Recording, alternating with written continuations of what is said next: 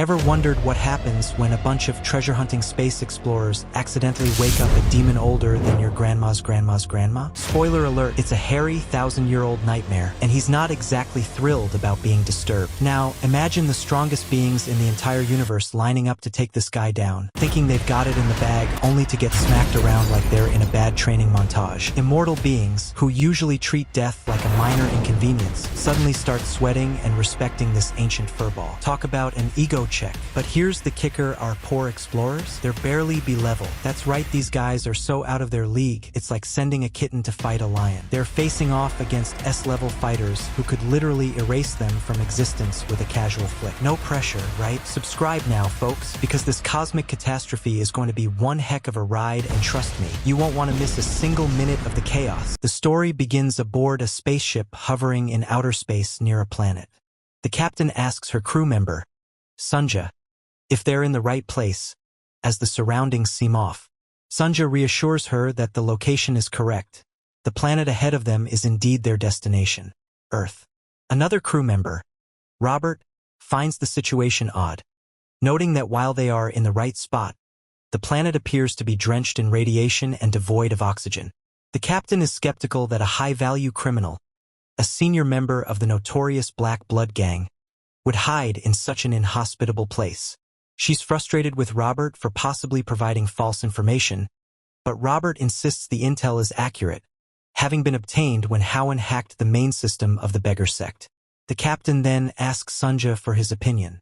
Sunja, while working on some repairs, remarks that if Howen indeed came to Earth, it would be a suicide mission because the oxygen levels are dangerously low and radiation levels are off the charts. Curious, the captain asks if a human could survive there. Sunja explains that with advanced radiation shielding and a high-capacity internal energy drive, someone might last about 6 hours. The captain then seriously questions Robert, asking if he's willing to stake his life on the accuracy of his intel. Robert hesitates, unable to commit, but the captain doesn't seem to care. She warns him that if the criminal isn't there, he'll be in serious trouble.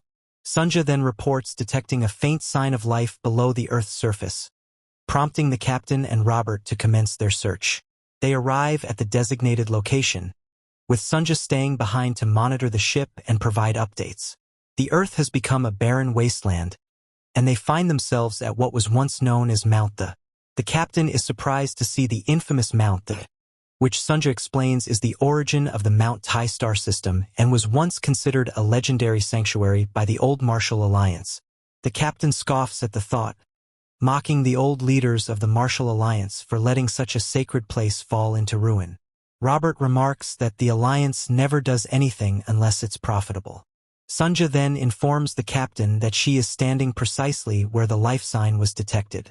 Although nothing is visible, the captain kneels and places her hand on the ground, speculating that whatever is buried there must be alive.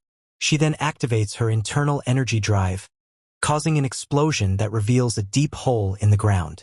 After the dust settles, Sunja confirms that the life sign is still faintly present, and there's a sizable space beneath them. Ignoring Robert's suggestion to use an electronic ladder, the captain dives into the hole, with Robert following reluctantly.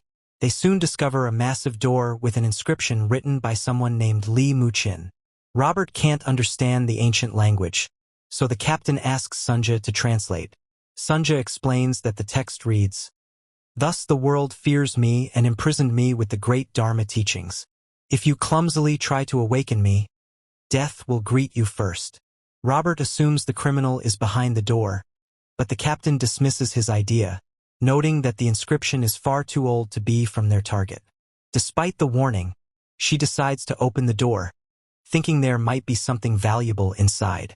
They are startled to find a figure sitting at the top of a staircase. Although it looks human, they can't be sure what it is.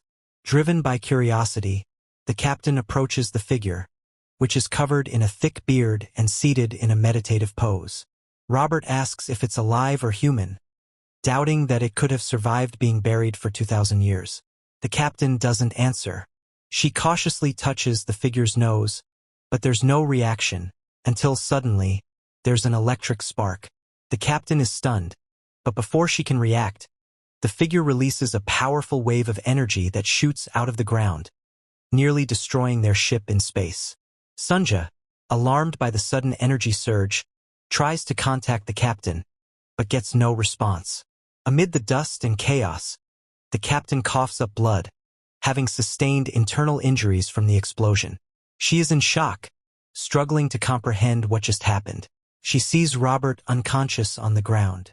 The mysterious figure appears before her and demands to know who she is and why she dared to awaken him. The captain, still in shock, can't answer. The figure speculates that she might have come to challenge him and questions whether a martial artist strong enough to face him has finally emerged. He urges her to speak and explain her reason for awakening him, but she doesn't understand a word he's saying. Realizing the threat, she activates a real-time translation mode. The figure raises his hand to kill her if she doesn't respond. Sensing the danger, the captain desperately uses her powers to defend herself.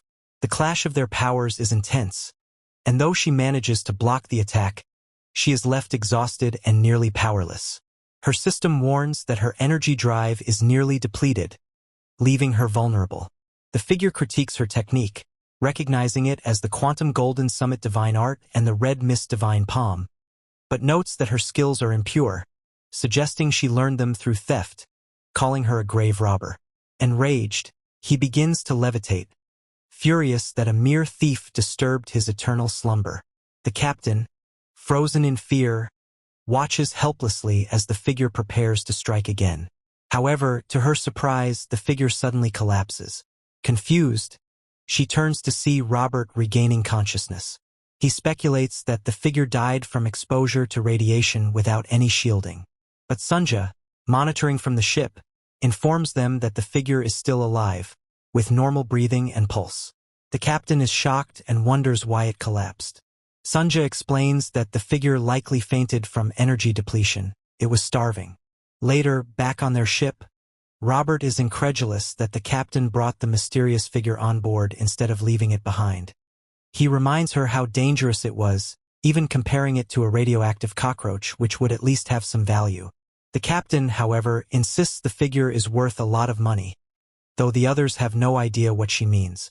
She asks them what the most valuable cultural heritage is today, and Sunja replies, ancient. The closer a martial art is to its original form, the higher its value. The captain confirmed Robert's observation, explaining that this individual was likely an ancient martial artist from 2,000 years ago, a legendary period when martial arts were at their peak. Even the most basic FG grade techniques from that era could fetch at least 10,000 credits. But this person wasn't just at a low level. They were an unimaginable grandmaster, likely S rank or even higher. Robert was stunned, realizing that if the person truly was an S rank, they'd struck gold. But then he asked the crucial question, what if the person wakes up? The captain confidently told him not to worry, boasting that she had bound the individual with celestial silkworm thread, a material so strong it's used for spaceship repairs, and even the head of the Shaolin sect couldn't cut it. However, to her shock, the individual easily broke free and, with a terrifying killing intent, furiously rebuked them, saying, "How dare you lowly grave-robbing thieves try to desecrate me? I will tear you to shreds." The captain and Robert immediately assumed a defensive stance, but to their surprise, Sunja suddenly appeared before the individual with a tray of sausages. They couldn't believe their eyes, but amazingly, the person's anger subsided as they aggressively devoured the sausages. While they watched in disbelief, the captain asked Sunja how he came up with such an idea. Sunja simply replied, "He's been starving for a long time, so the best thing for a hungry beast is sausage." Hours later, the captain explained everything to the individual, clarifying that they weren't grave robbers but bounty hunters who accidentally woke him up. They explained that this was now 2,000 years after his time.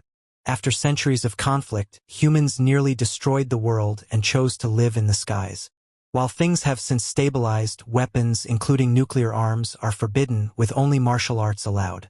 The individual was surprised and admitted he had no idea what a nuclear weapon was.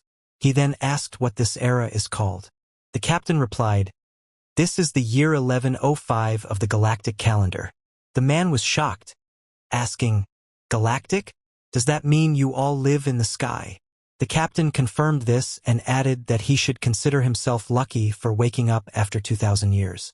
However, the man lashed out, demanding she speak respectfully, reminding her that he was not someone to be addressed lightly. He angrily asked if she wanted to die for deceiving him, but they all pointed out the window, showing him the view outside the ship. The man was stunned when he saw it. The captain then told him that what he was looking at was once where he lived, but now it was utterly ruined. She patted his head and asked, "Now that you've seen it, do you believe us?" The man, exuding killing intent, replied, "Even if I wanted to believe, I can't. There's no way I can accept that the land I'm standing on is round." The captain was disappointed by how astonishingly ignorant he seemed. Suddenly, Robert noticed a foul smell emanating from the man's body. The captain, pinching her nose, told him he could learn more later but first needed to take a shower, and maybe trim his hair, since they would be staying together for a while. The man had no idea what a shower was, so the captain explained that he needed to take a bath. Hours passed, and they all stood in front of the door, waiting for the man to finish. Robert joked that they should have left his hair alone, fearing something mummified might emerge. But to their surprise, when the man finally stepped out, he was an incredibly handsome figure with a sculpted physique. As he dried his hair, he asked if there was more of what he had eaten earlier. They were momentarily speechless, still in disbelief. The captain eventually asked, "Who are you?" Sometime later, they traveled through the Milky Way with the man, now revealed as the protagonist, mesmerized by the view. It didn't seem like the sky at all. Although he once lamented the world's narrowness, he never imagined it could be so vast and strange. The captain then playfully pinched his cheek, asking, "How old are you? Just so you know, hibernation age doesn't count." Minutes later, at a star cluster in the Milky Way called PS, inside an asteroid space tavern known as Wild Crane Inn, the protagonist was voraciously eating sausages. Robert couldn't believe how much he was consuming. Sunja explained that the man had starved for 2,000 years, so Robert joked that he must be making up for 2,000 years' worth of food. Sunja replied that judging by how much he was eating, that might just be the case. The protagonist finished his meal just as, elsewhere, the captain met with the innkeeper Wang the 18th. She told him she was looking for a broker who was both rich and tough because she had something extremely valuable to sell. Wang, smoking his pipe, asked how valuable it must be for her to be so anxious. She replied, "How much would a full collection of 2,000-year-old martial arts manuscripts be worth if they were all originals and all S rank?" Wang was shocked by what she said. Minutes later, after she left, there was silence. One of Wang's guards asked if what she said could be true. S-rank originals from 2,000 years ago would be incredibly valuable. But Wang dismissed it, saying it was worth 0 credits because if such things existed, one book alone could buy a planet and more. Yet here was a mere mid-tier bounty hunter claiming to have found a bunch of them. He deemed her claim nonsense and instructed his guard to kick them out. The captain returned to her cruise table and asked Robert where Sunja had gone. Robert replied that she went to buy supplies, apologizing for mistakenly referring to Sunja as male earlier. He then asked the captain how the negotiation went. She excitedly said it went well and that Wang would contact them immediately once he found a buyer. She glanced at the protagonist, surprised to see he had eaten all that food by himself. Robert remarked that, luckily, he had just stopped eating.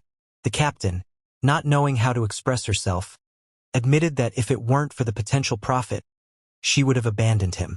Suddenly, the door opened, and several people dressed in purple and black entered, exuding an aura of majesty and mystery. The captain was shocked to see them. They were members of the Heavenly Demon Sect. The large man leading them scanned the room with a device over one eye, searching for someone. The captain and Robert observed them discreetly, recognizing the man as Sanhan Wu, the leader of the Red Wolf Squad. Robert was surprised to see the Red Wolf Squad, knowing them as the inspectors of the Demon Sect, but had no idea why they were here. The captain told him that the squad specializes in tracking, so they must be pursuing someone. She warned him not to make eye contact, as it could be problematic. The protagonist asked if the demon sect she mentioned was the Heavenly Demon Sect. She nonchalantly asked how he knew about the heavenly demon sect when he had been asleep for 2,000 years, or if it had existed back then. He didn't reply, but he was surprised that people weren't fleeing. If they were truly from the demon sect, people should be in a panic. But the captain told him there was no need to flee. Although the heavenly demon sect had its quirks, they prided themselves as the foremost orthodox sect in the entire universe and were indeed the best. The protagonist was in disbelief but also elated that the heavenly demon sect had become an orthodox sect. His distant and empty dream had finally come true. Wu continued scanning the inn, searching for someone, as some people looked on confidently while others hid their faces. With his face hidden, the man was ordered by Yu to look up. As the man complied, Yu's scanner activated, revealing his identity. A male with an internal energy of 52.7 Celsius, proficient in the 5-star Blackbird martial art, and wanted for robbery and assault, making him a level 2 criminal. Yu told the man that it was his lucky day since he wasn't their target, but advised him to surrender to the Martial Alliance to avoid future consequences.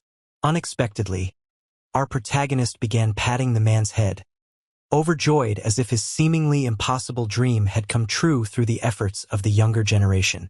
Everyone in the inn was shocked, unable to believe what they were witnessing.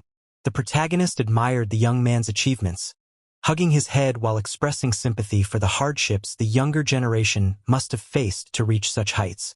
Yu, barely containing his anger, asked the inn's patrons if the protagonist had any intelligence issues. Robert nervously stepped forward, stammering that the protagonist didn't have intelligence issues but that his social skills were somewhat lacking. Yu then turned to the protagonist, calling him child and remarking that it was his lucky day too, because if Yu had sensed any martial energy in him, he would have already been reduced to pieces. He attempted to remove the protagonist's hand from his head, but it wouldn't budge. Perplexed by the immovability of the protagonist, Yu realized that brute strength wouldn't work. He activated his internal energy, maxing out his blood wolf demon art, and furiously demanded that the protagonist stop fooling around. The intensity of Yu's energy surprised everyone, even his underlings. However, the protagonist swiftly returned to stand beside the captain and Robert, completely unaffected by Yu's powerful outburst. Yu was incredulous, wondering aloud if he was in poor condition. He then demanded the protagonist's identity, shocked that the protagonist was still alive despite Yu's clear intent to kill him instantly. To his astonishment, when he tried to retrieve the protagonist's details, everything came up unconfirmed. Gender, internal energy, martial arts, none of it registered in the system. It was as if the protagonist was a pure natural being with no internal energy, yet somehow still alive after being attacked. The protagonist calmly told Yu that it appeared he had mastered the Blood Wolf demon art, a lower-level technique among the heavenly demon body cultivation arts. However, he noted, Yu's internal energy and chi were not in harmony due to a flawed training method. The protagonist offered to personally correct it, calling it the opportunity of a lifetime for Yu. But unlike others who might immediately prostrate themselves before the protagonist, recognizing the truth in his words, Yu called him a lunatic and attacked with his red wolf demon claw. The protagonist effortlessly dodged the attacks without even moving from his spot. Yu unleashed multiple slashes, then switched techniques from Red Wolf Explosion to Red Wolf Tremor Wave and Red Wolf Ghost Claw, but nothing worked. The protagonist, faster than Yu could imagine, began analyzing Yu's strengths and weaknesses while dodging. He observed that Yu had sufficient internal energy and precise form, but something was off. Finally, as Yu attempted another strike, the protagonist grabbed his head and slammed it into the ground, commanding him to stop his nonsense because his skills were crude. Everyone in the inn was in disbelief. The protagonist then lectured Yu, saying that although he had learned the technique properly, he hadn't truly understood it. True martial arts, he explained, aren't just about imitation but about adapting and making them one's own. He told Yu to get up if he understood, but there was no response. After all, how could anyone get up after having their head slammed into the ground with such force? Yu's underlings, also in shock, rushed forward to take down the protagonist for daring to lay a hand on their platoon leader. What followed was a brutal confrontation. Hours later, in District 32 of the Heavenly Demon Sect, the scene from the inn was replayed on a screen. The district commander, Zhang RTO, couldn't believe what he was seeing. Yu and his entire squad had been knocked out cold. The senior elder, Zhou Chanro, who had come to report the incident, informed the commander that Yu and his squad had suffered severe bruising but were not in any life-threatening danger. However, RTO didn't consider this fortunate, seeing it as a humiliating defeat against an unknown stranger. Chanro confirmed that Mu Qin, the protagonist, wasn't registered in the Martial Alliance database, though his companions were. They were a group of bounty hunters known as Seville, who mainly dealt with B-class or lower petty criminals. The team was led by S. Young, known as the Blazing Devil, a well-known bounty hunter with ties to both orthodox and unorthodox worlds. Despite the incident, the Seville crew had left Wild Crane in but could still be tracked. Chanro suggested sending a pursuit team, but the commander decided to handle the matter personally. He pressed a green button, bringing up a screen that displayed a figure. The person on the screen addressed the commander, asking if there was a request for their Greenwood group. Meanwhile, sometime later, the captain and her crew were navigating through the Milky Way. Mu Qin, now identified by his name, sat calmly, holding a knife and fork, waiting for his meal. The captain, S. Young, and Robert stood nearby watching him. Robert nervously remarked to S. Young that she must be just as scared as he was, considering how Mu Qin had effortlessly subdued Yu and the Red Wolf platoon with a single blow, despite them being A-rank martial artists. S. Young, trying to maintain her composure, boastfully claimed that she could also win if she fought them seriously, although she acknowledged they were at the lower end of the A-rank spectrum. Robert added that he might have been able to scratch them a little if he put his life on the line, but Mu Qin had swatted them aside like flies. S. Young then approached Mu Qin, slamming her hand on the table and demanding they talk. Mu Qin, serious, replied that he would only talk if there was food. Ignoring his request, S. Young insisted they talk first, asking for his name. When he didn't respond, Robert suggested she use honorifics, but she persisted, asking again if he was deaf. Just then, Sunia arrived with a tray of sausages, but S. Young told Mu Qin not to even think about eating until they were done talking. After a brief silence, Mu Qin finally responded, revealing his name as Li Mu Qin.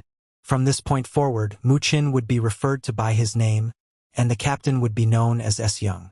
S. Young then asked Mu Qin about his identity or past profession, but there was no immediate response. After a moment, Mu Qin replied that his past profession was the Supreme Heavenly Demon.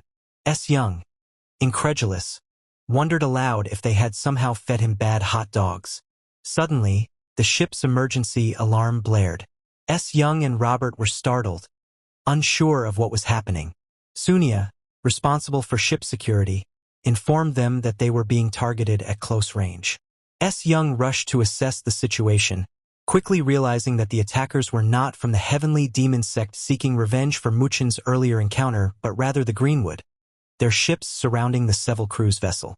Among the attackers was the leader of the Galaxy Division of the 72 Strongholds of Greenwood, known as the Black Tiger of the Crescent Moon, Kim Spam. A subordinate reported to Spam that the Seville ship had been confirmed, and the bounty targets were surrounded. Spam, considering his next move, was asked if they should fire the EMP capture round, but he remained silent, leaving the situation on a knife's edge. Surrounded by bounty hunters, Sunbomb received confirmation that the ship indeed belonged to a group led by the Blazing Devil, Ser Young. He was puzzled as to why the Heavenly Demon Sect would bother with such a small group, but the reason soon became clear. The bounty request from the Heavenly Demon Sect wasn't for capture. It was to erase Ser Young and her crew from existence. Sunbomb found the request odd, suspecting that Chanro, who entrusted the task to them, had ulterior motives. Given that the Heavenly Demon Sect was more adept at taking lives, Sunbomb was convinced there must be a trap aboard Ser Young's ship. Despite being surrounded by a fleet of ships, Ser Young showed no signs of fear, initially assuming the bounty hunters had come to rob them. However, Robert doubted this, pointing out that such a large fleet wouldn't target them for robbery, especially since they were poor and not worth the trouble. Understanding his point, Ser Young confidently stated that it didn't matter. They could just beat the Greenwood scumbags and toss them out if necessary. But Sunia warned them that it wouldn't be that simple, as they were dealing with the Galaxy division of the 72 strongholds of Greenwood, and it seemed the entire division had been mobilized. Ser Young was taken aback, asking if this meant the division leader, the Black Tiger Kim Sunbomb, was also present. She admitted that even she couldn't easily defeat Sunbomb. Robert, more realistic, told her she'd be dead within 3 moves if she faced him directly. Despite her bravado, Robert could tell she was just trying to act strong and suggested they surrender quickly since they had nothing to lose. After thinking it over, Ser Young decided they would let the enemy fire the EMP capture round to cut off their ship's energy, allowing them to board and search the ship. They would even donate anything unnecessary for survival if the enemy wanted it. Robert, surprised, pointed out that her plan was essentially surrendering. Meanwhile, Mu Qin was admiring the view from the ship, oblivious to the danger. Ser Young approached him and patted his shoulder, telling him the ship would shake a bit when the EMP hit, but he shouldn't panic as the space laws forbade the use of destructive power. She then left him, realizing he didn't seem to understand what she was saying. On her way out, she casually told him not to interfere, as the enemies would leave once they took what they wanted. However, if a fight broke out and things escalated, she couldn't guarantee their survival. Ser Young asked Sunia if the ship had already been locked down and told her to brace for impact. But to her shock, Sunia informed her that the enemy wasn't firing an EMP. They were charging a ship-destroying photon cannon, indicating they intended to kill them. On the Greenwood ship, a subordinate warned Sunbomb that using the photon cannon violated space regulations and could cause trouble later. He suggested capturing and disposing of them quietly instead. However, Sunbomb, uneasy about the mission, decided it was safer to blow them to dust and shift the blame to the Heavenly Demon Sect. Back on Ser Young's ship, she panicked and asked Sunia if they could warp out and escape, but Sunia explained that they were surrounded on all sides. When Ser Young asked if they could block the attack with their shields, Sunia reminded her that they had sold some ship parts for living expenses, leaving them defenseless. As the photon cannon charged to full power, Sunbomb gave the order to fire. The energy beam shot directly at Ser Young's ship, leaving everyone on board hopeless, having accepted their fate. However, to Sunbomb's surprise, the ship emerged unscathed. The attack had been blocked by another large ship, which belonged to a woman holding a spear. This woman was Elena, popularly known by her nickname, the 8th-foot fighting ghost. This development shocked Ser Young, Robert, and Mu Jin, while even Sun Bom, the leader of the Galaxy division of the 72 strongholds of Greenwood, was baffled by Elena's sudden appearance. Sun Bomb's ship driver informed him that Elena had used a terraformation-grade shield to block their attack. Although they could potentially penetrate it by maxing out the photon cannon's output, Sun Bom decided against it, not wanting to escalate the situation into a space war, especially since Elena wasn't someone they could handle easily. Instead, Sun Bom decided to meet her in person, teleporting over to her ship. Upon meeting Elena, Sun Bom greeted her as his sister, trying to remind her of their family connection. However, Elena was uninterested and brusquely told him to get lost. Sun Bom was taken aback by her coldness but quickly reintroduced himself as the leader of the Galaxy division, warning her that telling him to get lost was akin to disrespecting all of Greenwood. Elena remained silent, merely releasing her aura in preparation for battle. Watching from the S-Devil's ship, Robert realized a fight was imminent, but Ser Young warned him that defeating Elena was no easy task. She also mentioned that if Greenwood was unlucky, Elena's mother, known as the Lioness, might also join the fray, though Robert was unsure what she meant by that. Realizing the gravity of the situation, Sun Bom decided to surrender, acknowledging that a fight with Elena would only result in losses, especially since the mission to destroy the S-Devil's ship wasn't worth the risk. He offered to yield the ship to Elena if that was her target, but she simply turned her back on him and reiterated her command to get lost. Sun Bom, now suspicious, wondered why Elena was interested in the seemingly worthless S-Devil's ship. Elena then addressed the crew of the S-Devil's ship through a speaker, giving them an ultimatum. hand over what she wanted, or everyone would die. Se-ryung, Robert, and Mu-jin were confused, thinking Elena might also be after something valuable on their ship. Robert asked Se-ryung if she had stashed something valuable without telling them, but they both knew they had nothing of worth. Se-ryung then asked Mu-jin if he had any history with Elena, joking that maybe they had a fling or a bad breakup, but Mu-jin assured her that Elena wasn't after him. Instead, he suggested that it might be because of a child on board. Suddenly, a young girl named Wai Quarren revealed herself from the shadows, having been using an advanced stealth technique to remain hidden. Robert and Se-ryung were stunned, having no idea who she was. Mu-jin explained that she had followed them from the inn, but he let her be since she posed no immediate threat. He was impressed by her advanced concealment technique, though Sunia pointed out that she was using a stealth ring, a quantum technology that was very expensive. Se-ryung, uninterested in the specifics, demanded to know who the girl was and why she had snuck onto their ship. Quarren nervously introduced herself and revealed that she was likely the target of the people outside, explaining that they wouldn't stop pursuing her as long as she was alive. Upon hearing her name, Robert recognized Quarren as the main vocalist of Prosan, a top rookie idol duo in the galaxy. He excitedly explained her background to Se-ryung, who was unfamiliar with the group. Despite the tension, Robert was thrilled to have such a famous person on board, even pulling out his phone to confirm her identity. Meanwhile, Elena repeated her demand, giving them 10 minutes to hand Quarren over or face death. Despite the growing danger, Se-ryung remained calm. She decided that since Quarren was an uninvited guest, she should be sent out to Elena. Robert tried to persuade Se-ryung otherwise, but she was resolute, arguing that they couldn't protect Quarren, especially against someone as formidable as Elena. Reluctantly, they placed Quarren at the ship's door to be handed over. As they watched Quarren prepare to leave, Robert expressed his doubts, feeling that sending her out wasn't the right thing to do, especially since she was the main vocalist of Prosan. Se-ryung, however, believed that their only chance of survival was to comply with Elena's demands. Just as Quarren was about to be handed over, Mu-jin unexpectedly intervened, placing his hand on Se-ryung's shoulder. Quarren was surprised and grateful for his support, but Se-ryung and Robert were confused about how he had suddenly appeared there. Panic ensued as Se-ryung tried to stop the door from opening, fearing that Mu-jin would be exposed to the vacuum of space without protection. Despite her efforts, it was too late.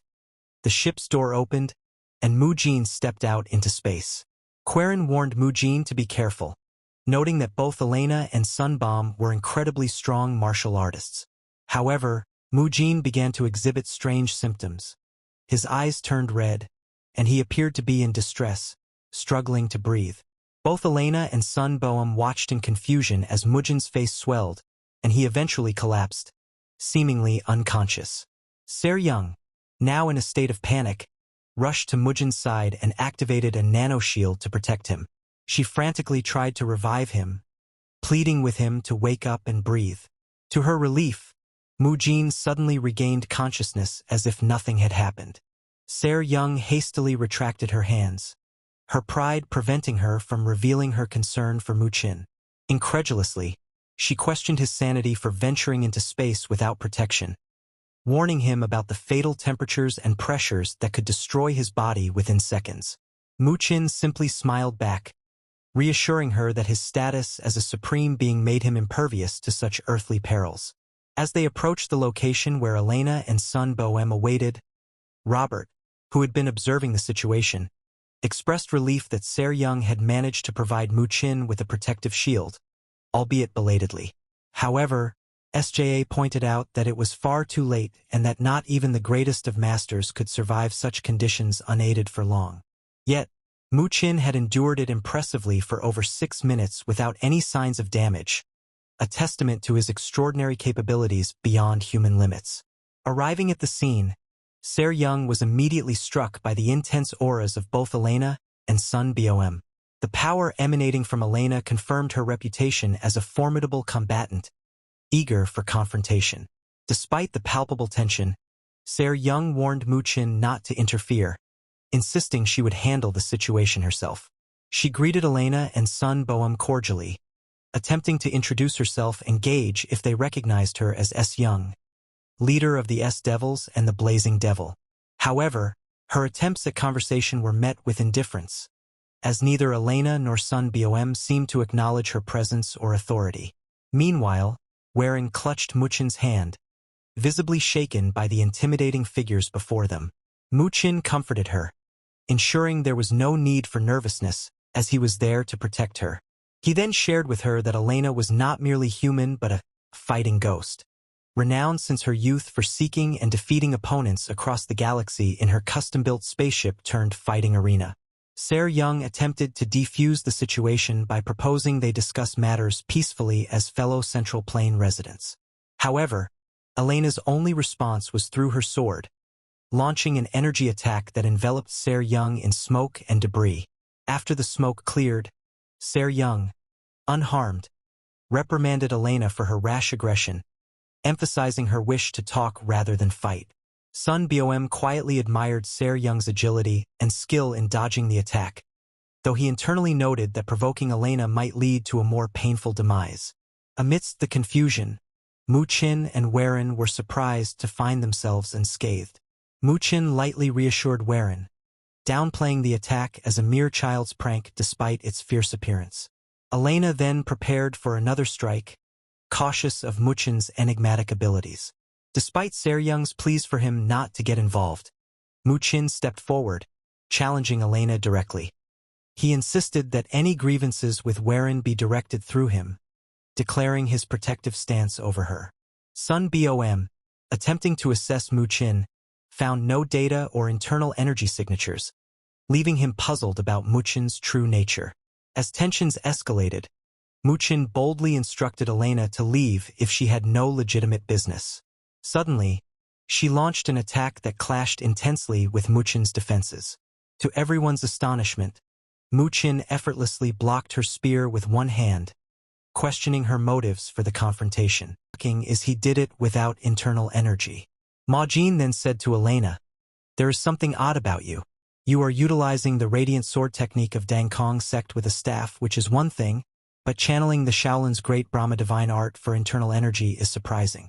Moreover, what surprised him the most is the fact that she's so young but already has internal energy surpassing that of 3 cycles.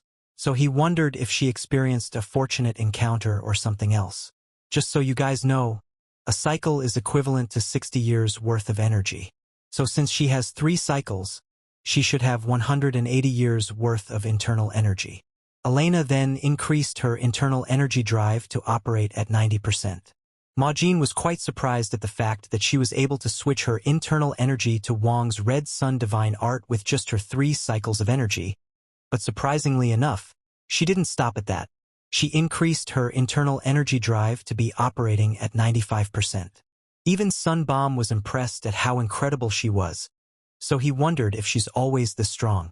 Majin realized that she is going all out, so he decided to get serious a little bit.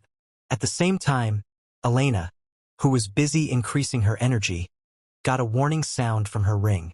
Going back to the past when she was about to venture out into the world, her mother told her that she wouldn't stop her if she had made up her mind. Although any fight that furthers her training is permitted, death is not allowed. She told Elena that she is already strong enough to face the world because throughout the entire world, there are less than 10 martial artists who can harm her, and even they cannot push her to the brink of death. But she told her to remember one rule. She placed a ring in her hand and then told her that if the ring sounds, then she must flee no matter what because the ringing sound means the opponent is beyond her reach, and if she was to ignore the warning, she'd surely die. At that moment, when she looked Majin in the eyes, voices in her ears were telling her to run away with her tail between her legs without hesitating. They told her to know her place, to just hide away and live since there is nothing she can do. She remembered being introduced to her siblings by her mother. She told her that although they have different fathers, they were all born from her womb, and since they share the same blood, they should stay close to each other. But at that moment, when those thoughts were coming into her head, she increased her internal energy drive all the way to 120%. Majin was quite surprised.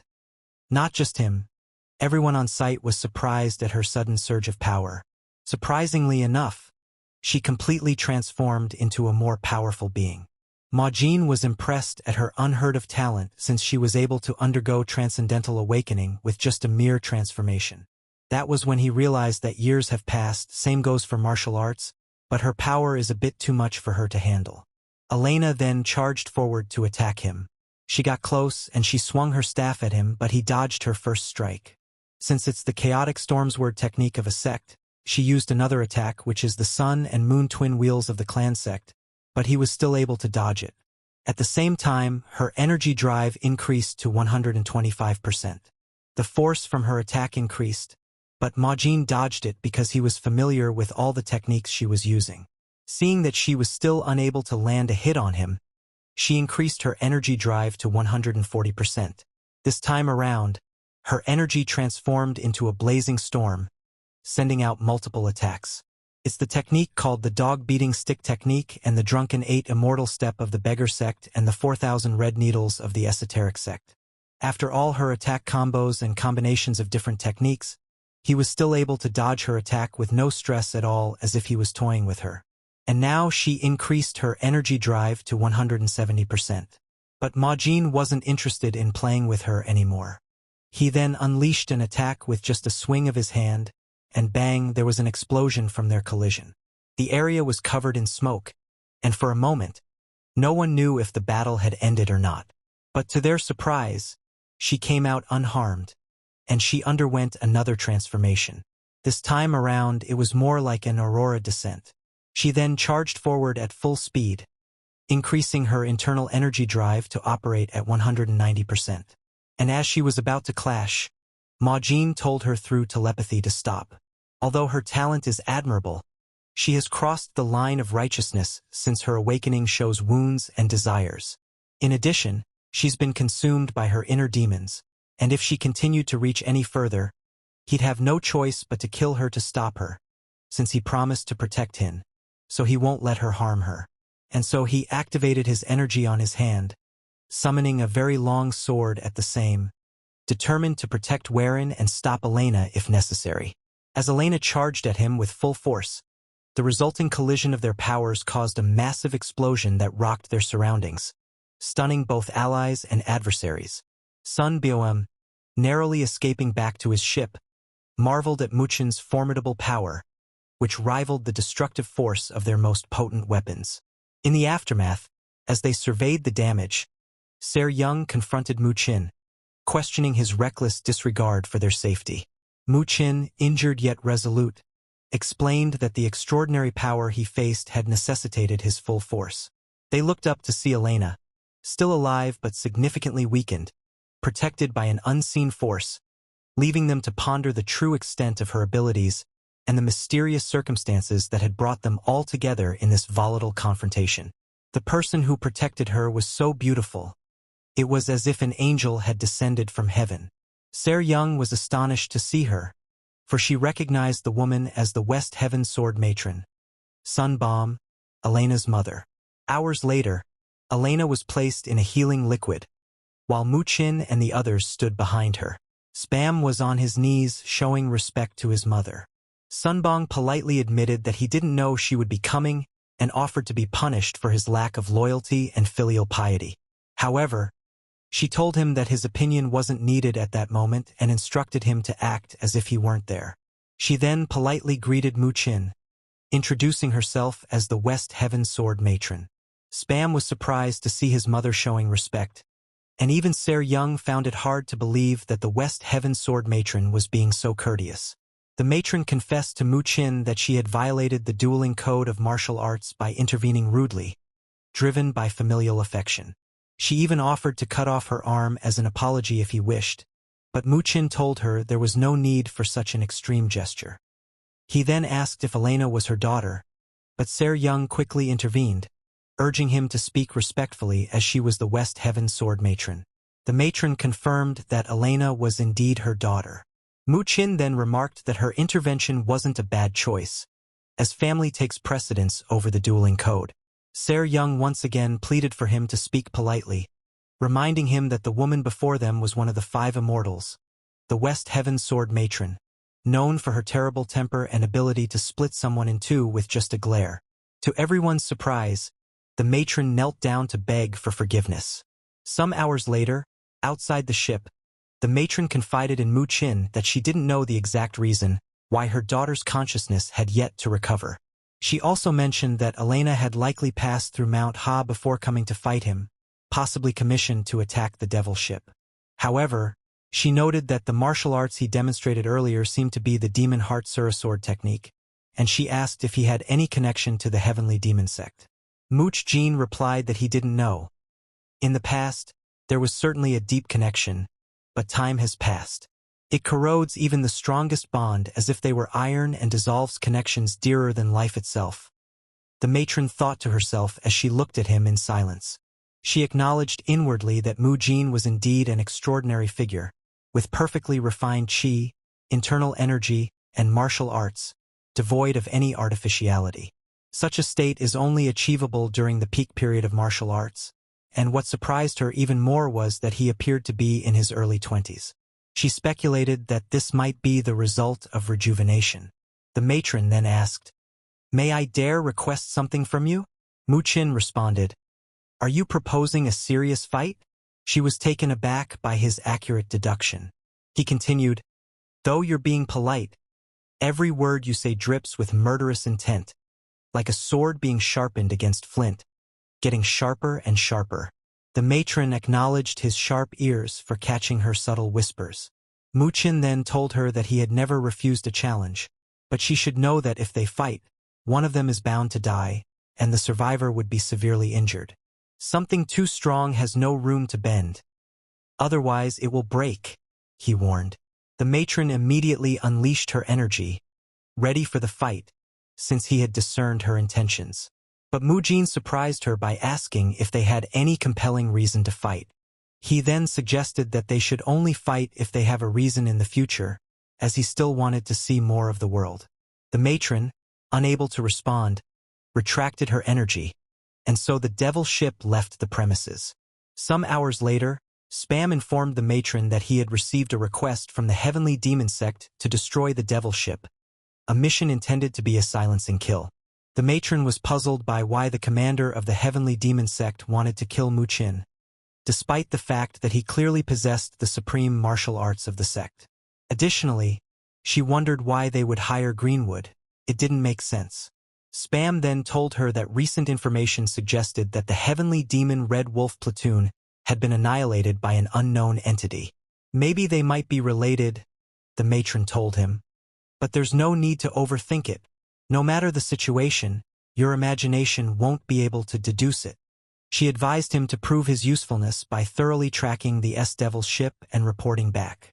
Sunbomb reassured her not to worry, boasting that the people from Greenwood pride themselves as the best trackers in the world. The matron looked at him for a moment in silence, then told him that she would trust him, but he should track them without interfering, as she did not want her child to get hurt. Spam was touched by her words, but then she paused and asked, "Ah, by the way, what's your name again?" He was shocked, thinking, how can you not know your own child's name? Meanwhile, on the S-Devil's ship, Sir Young furiously asked H. Rin, "What mess have you gotten yourself into? What did you do that got you involved with Greenwood or the 8-foot fighting ghost? And on top of that, you got the West Heaven matron involved? What the hell did you do? Did you flip the world upside down?" A few minutes later, after things had calmed down, they sat around a table. W. Rin apologized for causing them trouble, admitting that she honestly didn't know why everyone was after her. She explained that everything changed when she returned to Mount Hua, her hometown, after finishing her tour. Although the people in her hometown were the same, everyone suddenly tried to kill her, so she ran all the way to the S-Devil's ship. At the same time, Mu Qin was furiously munching on snacks. Sir Young asked Sunja if she understood what Huan was saying, as she herself had no clue. Sunja, however, found it equally difficult to understand her. Suddenly, Robert hit the table with force and exclaimed, "Did you just say Mount Hua? Do you mean the Mount Hua planet, my hometown?" He then demanded that she immediately tell him what happened to Mount Hua. But Huan, unable to hold in her disgust at how Mu Qin was eating, ended up throwing up. Meanwhile, In the room where Elena was being treated, Elena broke out of the tube after waking up, coughing and struggling to catch her breath. The matron asked Elena to tell her what happened on Mount Hua. At the same time, in the Wild Crane Inn, Wang saw the video of Mu Jin and Elena's battle, and everyone was surprised at such an intense fight. He then recalled Sir Young asking him how much a full collection of 2,000-year-old martial arts manuscripts would be worth if they were all original and all S-rank. He thought to himself that if what Sir Young said was true, they would be making a fortune.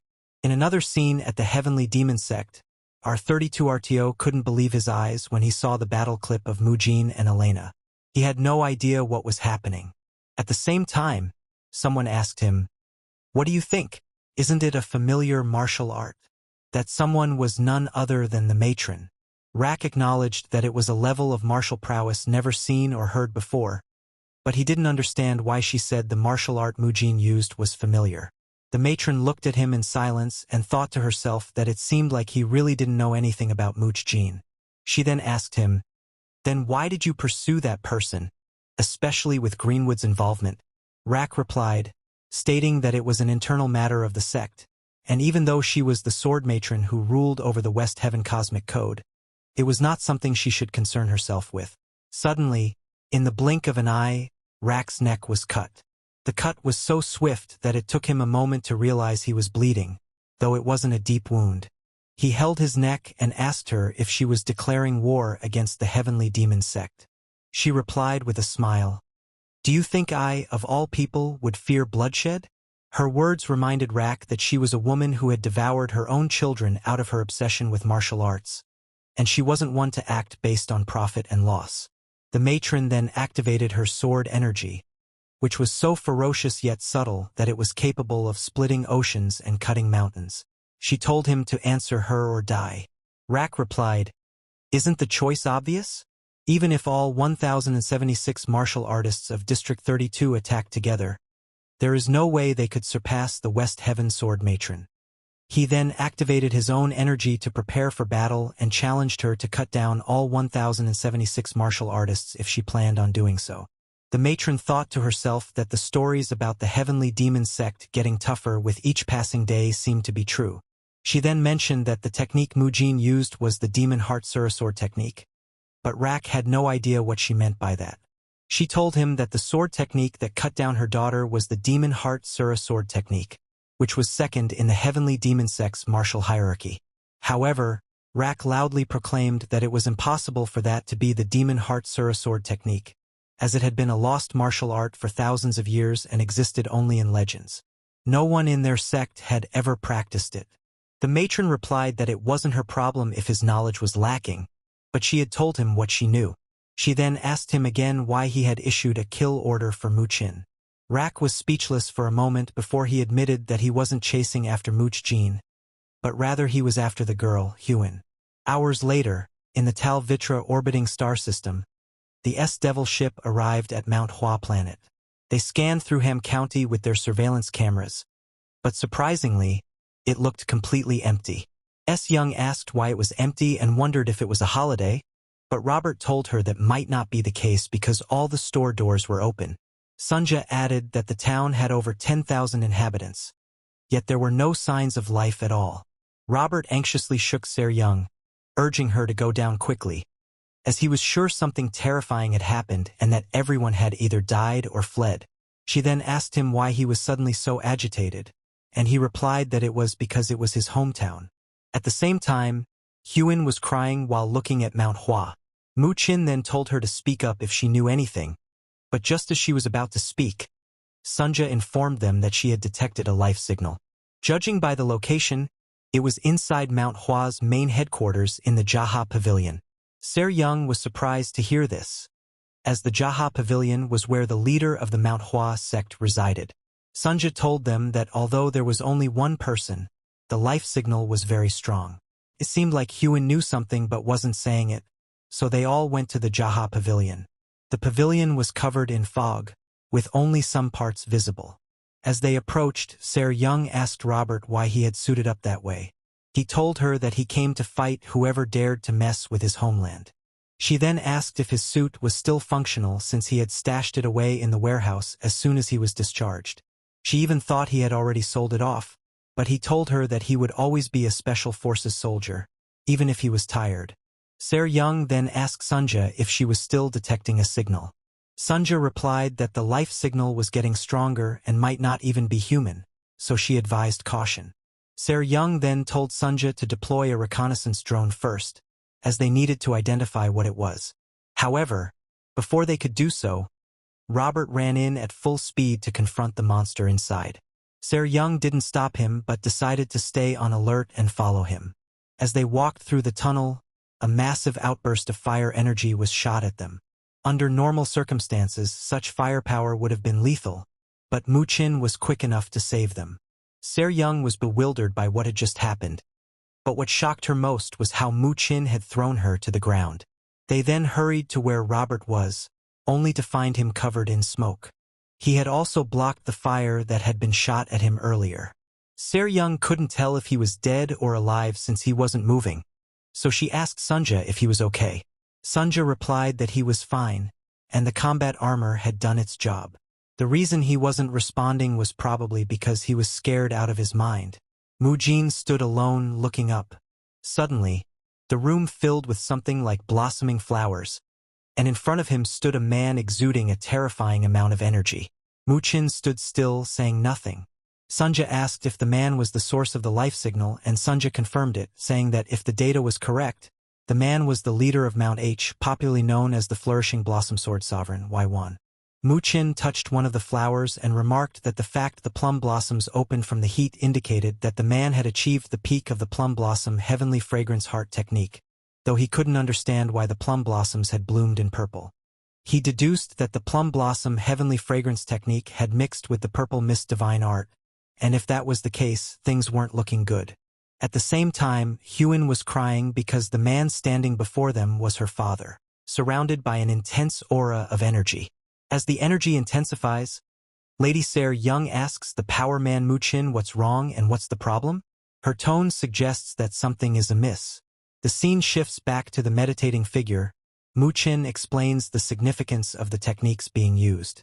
The plum blossom heavenly fragrance heart technique embodies extreme yang, while the purple mist divine art embodies extreme yin. It is revealed that these techniques are so powerful that even the elders of Mount Hua can only choose one to master. If extreme yang and extreme yin mix, the combination of these two opposing forces could have unpredictable and catastrophic consequences.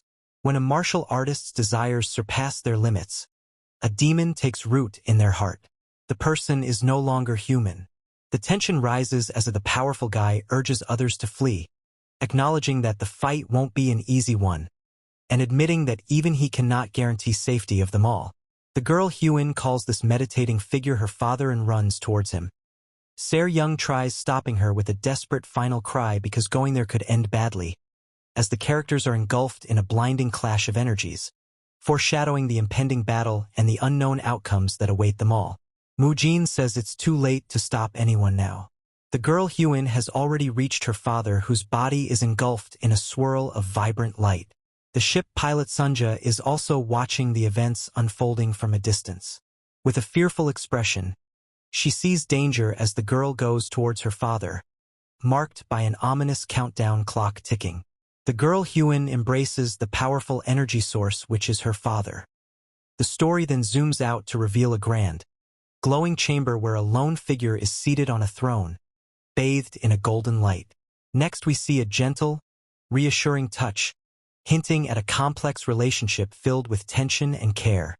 Se-ryung does not understand what is happening, but then a voice is heard saying that it is normal.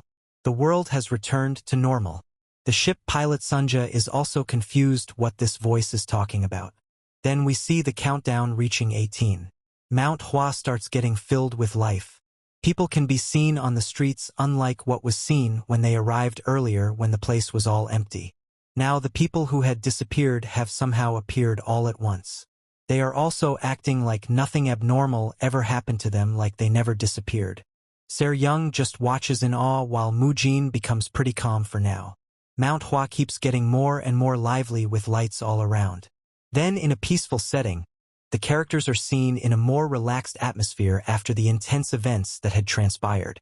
Sarah Young reminds how Sunja the pilot told them that there were no people while in actuality the place is filled with them, so she wonders if the bioscanner was malfunctioning. Pilot reminds her back that they both checked it together and at that time the scanner was definitely working normally. She says that even now the scanner is working normally. But still something is off, as all the people who are here have had all their internal energy completely drained. Everyone, both children and adults alike. But Robert feels like if they all look alright then things just have to be also fine. Previously they thought everyone was dead, but now they can see that they are alive. So for now the glasses guy Robert just wants some food to satiate his hunger. He asks the staff there to take his order. Sarah Young points out how just a while ago he was making such a fuss all by himself while now this. She is jealous of this simple way of living. A server starts coming over. Robert says he wants to have a double serving of noodles and a large special dompa pork. He wanted to order more, but the server just passes him by completely ignoring him like he is not even there. This confuses Robert himself as well, but maybe she was just too busy to hear him, as she is also taking and bringing orders of the other folks around there. However, he certainly was talking to her directly. Then, when she starts coming back his way, he tries again to place his order. However, once again she just ignores. Robert was not expecting someone to ignore his order twice. Pilot Sunja points out that it's not that they did not hear them. It's like they cannot even see them. No one in the restaurant has ever stopped to look at them. Even when these folks were right in front of them, they just pass by as if they are just part of the scenery. They are not aware of these folks at all, as if they never existed in the first place. Sarah Young just does not want to get involved as she is having a bad feeling about this.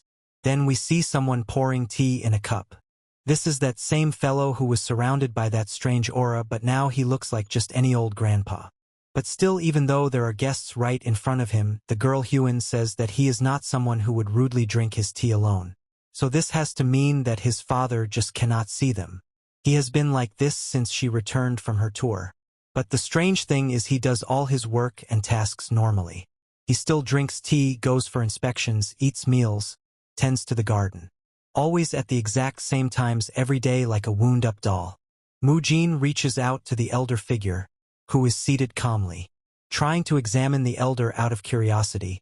While the elder remains composed, Hyun reiterates that it's no use since he just cannot see them. Still, she asks him to be careful because if anyone prevents him from following his repetitive routine, which the Moojin just did, something bad will happen. Sadly, Hyun's warning came a bit too late. Now she just wants Moojin to get out of the way as the elder's sword is coming straight towards him to strike. Thankfully, Moojin is himself the power boy who is quite an expert in dodging stuff like this. But the redness in the air still remains as the elder comes towards him with his sword to make another strike. Moojin dodges again and again. No matter how quickly the strike comes or how many times they come, the boy does not allow even one to connect. But the elder does not appreciate this disrespect to his skills, so he powers up even more, causing that strange aura to start leaking out of him once again. Moojin has had enough since things are getting too dangerous. He also decides to bring out his aura. Both of them clash their hands with each other, creating an epic clash of auras, creating immense destructive power.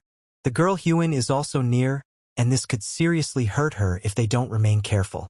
She asks them to just stop. But among the smoke and dust around, purple aura is once again seen.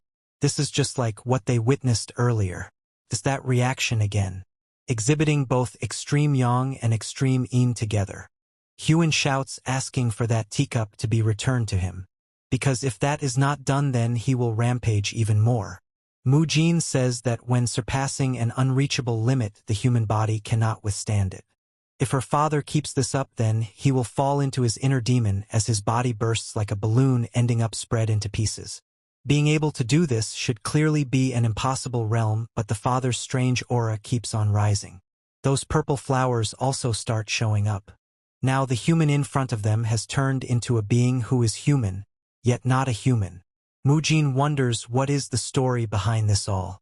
Girl Hyun again asks him to hurry up as things keep on getting more and more dangerous.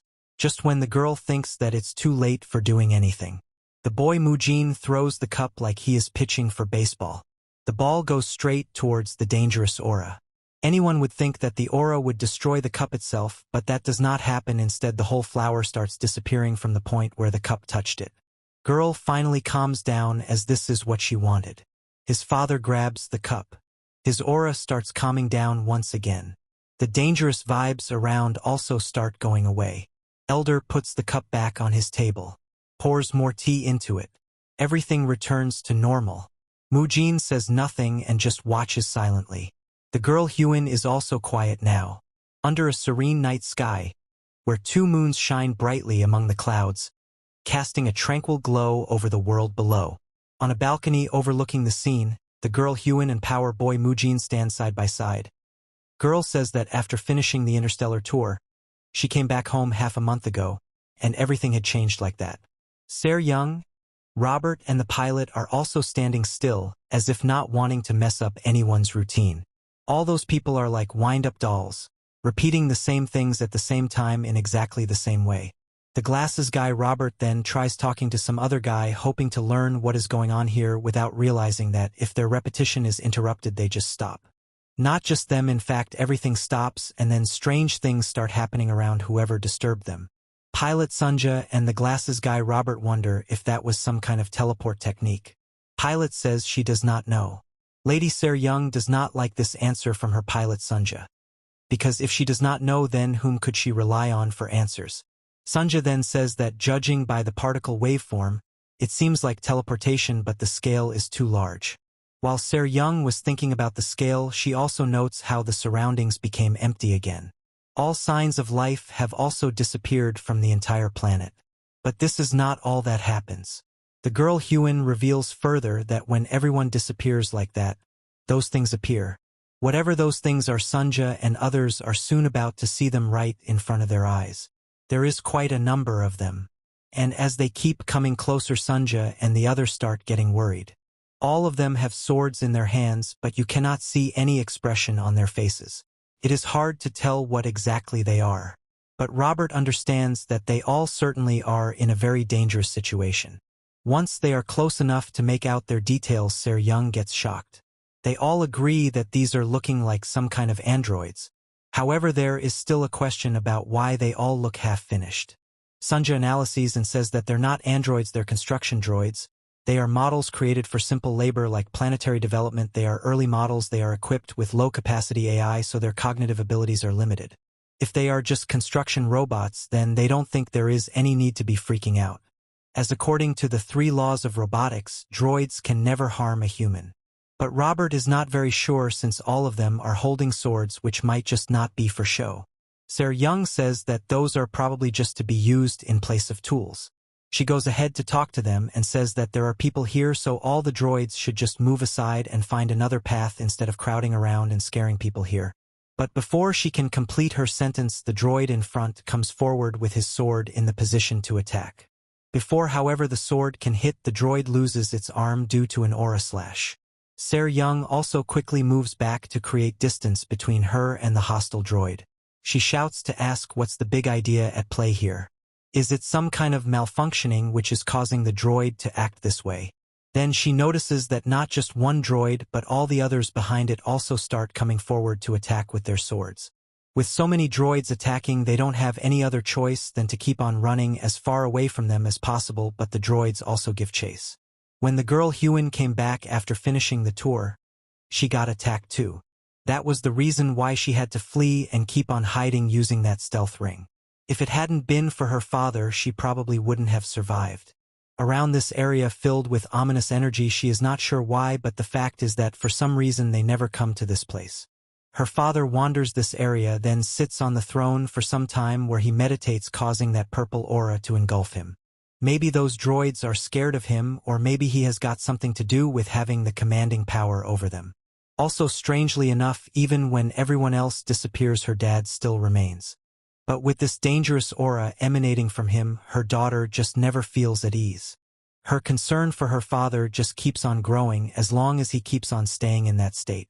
Mujin says that her father is still hanging on. She fails to understand what is the meaning of these words. The scene then shifts towards where Ser Young, Sunja and the glasses guy Robert is trying to survive the droid attacks. It is a scene of a chaotic battle against a horde of malfunctioning or aggressive androids. Everyone is confused and alarmed, questioning why the androids are acting this way, wondering if they are malfunctioning or if the androids no longer perceive them as humans. Soon the realization dawns that these are combat androids, specifically designed to attack humans. As the situation escalates, they prepare for the onslaught. Robert uses his brain to figure out how are these androids capable of attacking humans. Such combat androids can only be possible under a specific condition. Se-Young shouts to alert others that the droids are coming again with their swords to fight. She is determined and protective while commanding the ship pilot Sunja to hold on tight and hide well, while she readies herself to fight, wielding a sword. The battle ensues with the androids launching a fierce attack while flying in all directions. But suddenly a huge explosion happens where those droids were, catching everyone by surprise. They are momentarily stunned, wondering what just happened. Then behind them they notice the glasses guy Robert in his combat suit, shockingly revealing to them that they are not droids. Then he further puts forwards his theory that the droids they are facing right now are Iron Gangshur, reanimated corpses or zombies, but with a mechanical twist. Basically droid zombies. Se-Young and her crew found themselves surrounded by thousands of droids, their fate seemingly sealed. Unbeknownst to them, a mysterious figure was watching everything unfold through a camera feed. The observer, working for a sinister leader, had been keeping tabs on Se-Young and her crew. The observer noted that the group was led by the infamous Blazing Devil, Tang Se-Young, accompanied by an intelligent android named Sunja. In a sudden twist, it was revealed that Sunja wasn't even human, an unexpected plot twist that could shock anyone who knew her. The observer continued, identifying Robert Carlyle, a former first sergeant from the elite Northern Galaxy Combat Unit, Special Tactical Division. With the group operating as bounty hunters on the fringes of the galaxy, the observer claimed they posed no real threat. They could be wiped out in seconds, at least that's what they thought. The leader of the mysterious group, Count Rishal, was intrigued. His attention shifted from the droids to something even more puzzling, Mujin. Suspicion clouded Rishal's judgment. Mujin's arrival had piqued his curiosity, and it was enough to delay the final order for elimination. As Mujin approached the group, he casually asked what had happened, completely unaware of the intensity of the situation moments earlier. Robert, never missing a chance to boast, claimed he had single-handedly held off the attack. He proudly declared that had he listened to Se-Young's suggestion to sell his equipment for quick cash, they wouldn't have survived. Robert insisted that his decision to keep everything in top condition had been the key to their escape. Se-Young, however, sulked at the reminder of their past struggles, where money for ingredients had forced them into difficult choices. But before anyone could revel in the victory, Sunja dropped the bombshell. They hadn't truly won. The droids had retreated on their own, leaving them alive for reasons unknown.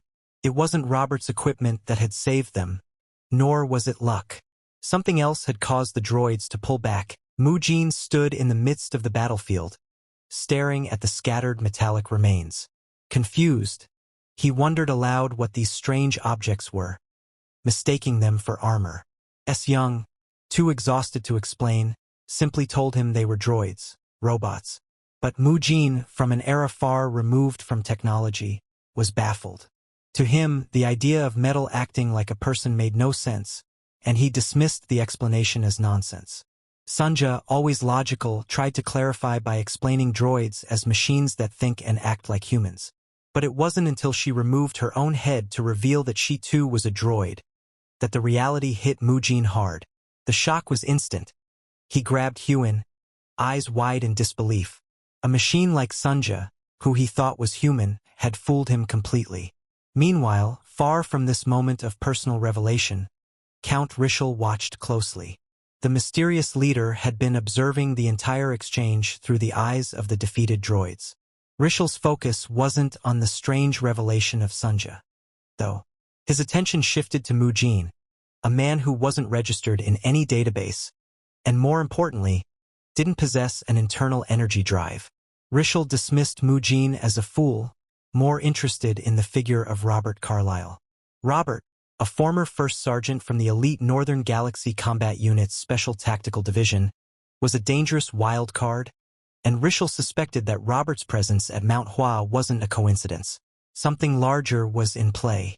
Elsewhere in the galaxy, a ship was speeding toward the Heavenly Demon Sect.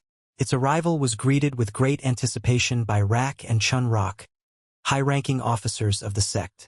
But when the ship's door opened, it wasn't what they expected. To their surprise, a baby, yawning from the long journey, stepped out as the supposed officer they had been waiting for. This child wasn't just any baby. This was Cho Dai, a first-class officer from the disaster safety headquarters of the Heavenly Demon Sect. The stakes had just been raised. Cho Dai had just stepped off his long, exhausting journey when Rak eagerly approached him with something important to show. Cho, tired and unimpressed, made it clear that whatever it was, it better be worth his time. A short while later, they wheeled in Wayu, who was now in a wheelchair. Rak wasted no time pointing out the strange palm mark on Wayu's head, hoping Cho would notice something unusual. Given Cho's short stature, he had to climb onto a table to get a closer look. With his small hands on Wayu's scalp, he asked if there was still any pain. Wayu responded that while the pain had subsided, a strange heat remained. Surprised by this, Cho asked if Wayu truly only felt heat and no pain. Wayu confirmed it, just as Cho suddenly smacked him on the head, nearly making Wayu bite his tongue. Despite the unexpected strike, Wayu remained silent, knowing he was in no position to complain. As Cho mulled over the situation, Rak chimed in, adding his own observations. He placed his hand on Wayu's head and noted that the palm strike didn't quite match typical martial arts techniques. The scar had swelled, but the strike itself seemed unusual. Cho quickly corrected him, explaining that the technique was, in fact, the Nine Palm. Both scars were from this technique, but something wasn't right. Later, as they sat aboard the ship, Chun Rock brought in a box of food, ready to serve. Rak took the opportunity to discuss the strange scar further. He explained that the Nine Palm was a basic martial art taught to all new disciples of the sect. Even he had mastered it by age 7. Yet, the scar on Wayu's head didn't resemble the usual marks left by the technique. Cho confirmed Rak's suspicions, revealing that the Nine Palm typically leaves behind a cold sensation. But Wayu was feeling heat, which suggested something far more impressive. It meant that Mujin had achieved a level of mastery where he could suppress the natural cold energy of the Nine Palm, leaving only the heat. This wasn't just skill. This was Mujin's careful consideration to avoid harming his opponent. Rak, astonished by the revelation, asked if it was even possible to reverse the nature of martial arts in such a way. Cho, calm and composed, acknowledged that while rare, it was theoretically possible. With that, Cho shifted the mood, suggesting they take a break with some black bean noodles, a moment of levity after the intense discussion. Meanwhile, back on the S-Devil's ship, Robert was debriefing the crew about the droids that had attacked them. These weren't just any machines, they were Iron Ganji, known for their deadly precision and relentless durability. Ser Young was staring at the sausage on her plate like it held the answers to the universe. As she picked one up, her thoughts drifted to Robert's earlier explanation. He'd mentioned something about Iron Ganji, a term that stuck with her. Apparently, while Robert was still active in the military, he'd caught wind of a rumor. It seemed there was a project to create a new type of android that could bypass the usual safeguards against harming humans. Ser Young had initially brushed it off, thinking it was absurd. After all, every android's intelligence circuits were governed by the 3 laws of robotics. They couldn't hurt humans, right? But Robert had dropped the bombshell. Those laws were being bypassed by replacing the android's intelligence circuits with the brains of deceased humans. That's why the project was called Iron Ganji. It all sounded far-fetched, but given the day they were having, the line between science fiction and reality was starting to blur. Meanwhile, Mujin was oblivious to the gravity of the conversation, more interested in poking at Sunja's face. His mind was still trying to grasp the idea that Sunja wasn't human. The whole concept seemed beyond him. Sunja, ever helpful, offered to take off her head again as proof, or maybe even disassemble her arms and legs for good measure. Mujin waved her off, not really needing that level of demonstration. He was still processing the fact that the world had gotten so strange. Deciding he'd rather eat than deal with more mind-blowing revelations, Mujin turned his attention to the food, only to realize it was all gone. Se-ryung, who had been wrestling with the possibility that Robert's iron Ganji theory might actually hold water, was pulled back into reality by Mujin's sudden, furious expression. She quickly put two and two together. Mujin wasn't upset about their conversation. He was fuming because the sausage was gone. Before she could react, Mujin's frustration boiled over. He angrily declared that even if martial world etiquette had disappeared, disrespect like this, stealing his food, was an unforgivable crime. He had already declared himself the supreme heavenly demon, and this level of disrespect was too much. Se-ryung blinked, trying to make sense of his outburst. Supreme heavenly demon? What is he even talking about? She thought. Robert didn't seem too sure either, recalling Mujin's earlier self-introduction with a shrug. It didn't really matter at the moment. They had bigger problems to deal with than figuring out Mujin's self-proclaimed titles. Seeing that Mujin's issue was food-related rather than something they could immediately solve, Se-ryung decided they needed to focus on the more pressing issue of the droid attack. She motioned for Robert and Sunja to follow her, leaving Mujin alone with his scattered thoughts and empty stomach. Left behind, Mujin eventually calmed down, scavenging the tray for the last remaining sausage crumbs, which he quickly devoured. Back at the site of the attack, Robert inspected one of the broken droid parts with a look of disappointment. The craftsmanship was poor, the joints weak, and the materials used were cheap. Sunja, scanning the droid, confirmed his suspicions. These weren't fully developed units but prototypes, incomplete and lacking the finesse of finished combat models. What intrigued her more, though, was the simplicity of the droid's neural networks. She pulled out an M27 chip and tossed it aside, explaining that the droids weren't much smarter than basic machines. They lacked any autonomous will and were designed solely to receive commands. Se-ryung had just learned that all the droids attacking them were being remotely controlled. Sunja, ever the tech whiz, nonchalantly dropped the bomb that there were exactly 9,817 droids, and each one was being piloted by a human. Yup, 9,817 people out there were controlling these machines like some high-stakes video game. But the weirdness didn't end there. When Se-ryung asked about the population of Mount Hua, Sunja pointed out something eerie. Mount Hua had exactly 9,818 people. You do the math. One person was missing, and, of course, that missing person just so happened to be the Mount Hua sect leader. The plot was thickening faster than a bad sci-fi novel. Meanwhile, back at the Heavenly Demon sect, Cho Dai, still trying to recover from his long journey, casually ordered a full lockdown of District 32. No one in, no one out. Rak, curious about the sudden escalation, asked why this was happening. Cho Dai, in true dramatic fashion, explained that after 2,000 years of peace, the Martial Alliance was losing its grip.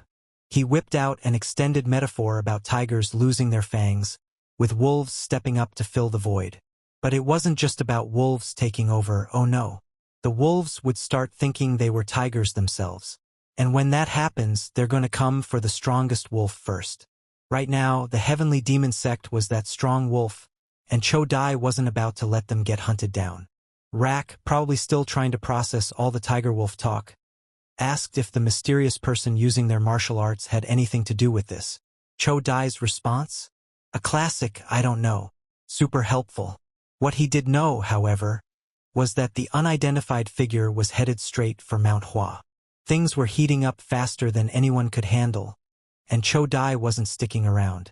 He jumped into his ship and sped off, leaving Rak to wonder if they were headed for disaster or just more cryptic nonsense.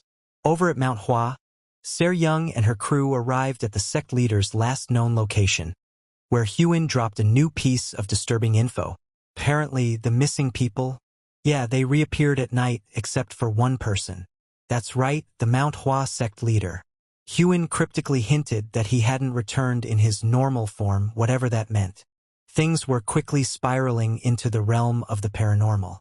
As Se-ryung and the crew tried to make sense of it all, they were left with a tangled web of droids, missing people, and ominous threats looming over the heavenly demon sect. One thing was becoming clear. Something big was about to go down, and they were right in the middle of it. Se-ryung was getting a bit antsy and asked Sunja how much time they had until sunset. Sunja, always on point with the details, coolly reminded her that on Mount H planet, day and night switch every 6 hours, and, oh look at that, just 1 second left until sunset. And right on cue, as if he were programmed for it, the sect leader began rubbing Hyun's head like clockwork. Hyun, clearly used to the bizarre, explained that her father's actions, whether it was stroking her head, sipping tea, or reading in the garden, were all done without consciousness, like he was on autopilot. He had even pulled the same trick last year on her birthday, and every day since, he repeated the same exact actions when the sun rose. Meanwhile, Robert, who was still on the lookout, reported through the earpiece that no one had appeared, and the streets were eerily empty. Se-ryung, confused, asked Sunja what was up and why the people of the district were being fashionably late. Sunja, in her usual matter-of-fact tone, revealed that something odd was happening. Instead of people showing up, it looked like they were fading. Se-ryung's confusion quickly turned to panic as she realized she herself was starting to fade out of existence. Within moments, her vital signs completely disappeared, leaving her nowhere to be found. Talk about a sudden exit. Elsewhere in the Milky Way on the Greenwood ship, a report came in to Sunbom. He was chilling, watching the planet from his ship, when the driver informed him that a teleportation had just been detected from the center of Mount H planet. Analysis showed that it was none other than Se-ryung, and she had been transported to the second moon of Mount H called Genta. And what's Genta without some random golden light suddenly appearing? That's right, Se-ryung materialized, completely disoriented, after what had clearly been an unauthorized, forced teleportation. Initially thinking she was fading into oblivion, Se-ryung had been terrified. She even had one of those life-flashing-before-my-eyes moments, thinking she was about to die and turn into a ghost. But, to her relief and confusion, she was back. Looking around, she saw Rishal and his droids. Of course, she had no idea who this guy was. But, what's another mystery at this point? Back on the Greenwood mothership, the driver was reporting that this teleportation was a bit fishy. There were no signs of consent from the teleported person, which raised red flags. A forced transfer like this was, in fact, illegal under galactic law. The driver suggested that maybe, just maybe, they should report this to the higher-ups. But Sunbom, always the humble guy, hit him with a, "Is there anyone higher than me?"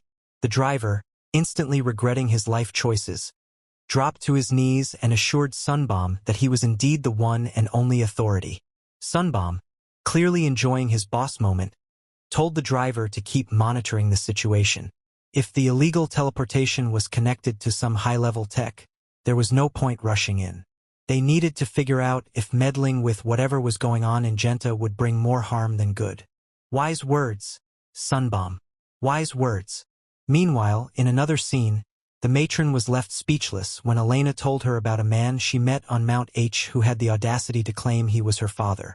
Not only did she lose a duel to him, but he outright declared that he was the one who had fathered her. The matron, visibly shaken, stood up and stared outside. She had never imagined that the man who had defeated her daughter and made such a bold claim was now at Mount Hua. Things were about to get a lot more complicated. And while all this was happening, the S-Devil ship was cruising along, with its crew completely unaware of the wild mess that was unfolding across the galaxy.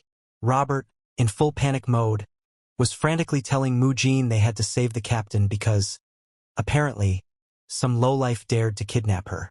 While he was going off on his rant, Mujin was standing there, utterly confused, wondering what on earth Robert was saying. Sunja, equally baffled, explained that she didn't know either.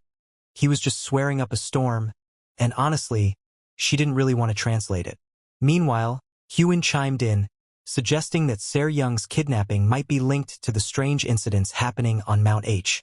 Maybe others had been taken the same way, but of course they had zero proof. That's when Sunja cut in, correcting Hyun with an actually moment, saying they did have evidence. The people of Mount H had disappeared the same way, through forced teleportation. And since it was without consent, it pointed to a forbidden unilateral teleportation, a big no-no in galactic law. Robert, in true dramatic fashion, grabbed Mujin by the shirt, practically yelling, "See? Everyone's trapped somewhere. We can't just sit around." Mujin, keeping his cool, turned to Sunja and asked, "What's his deal?"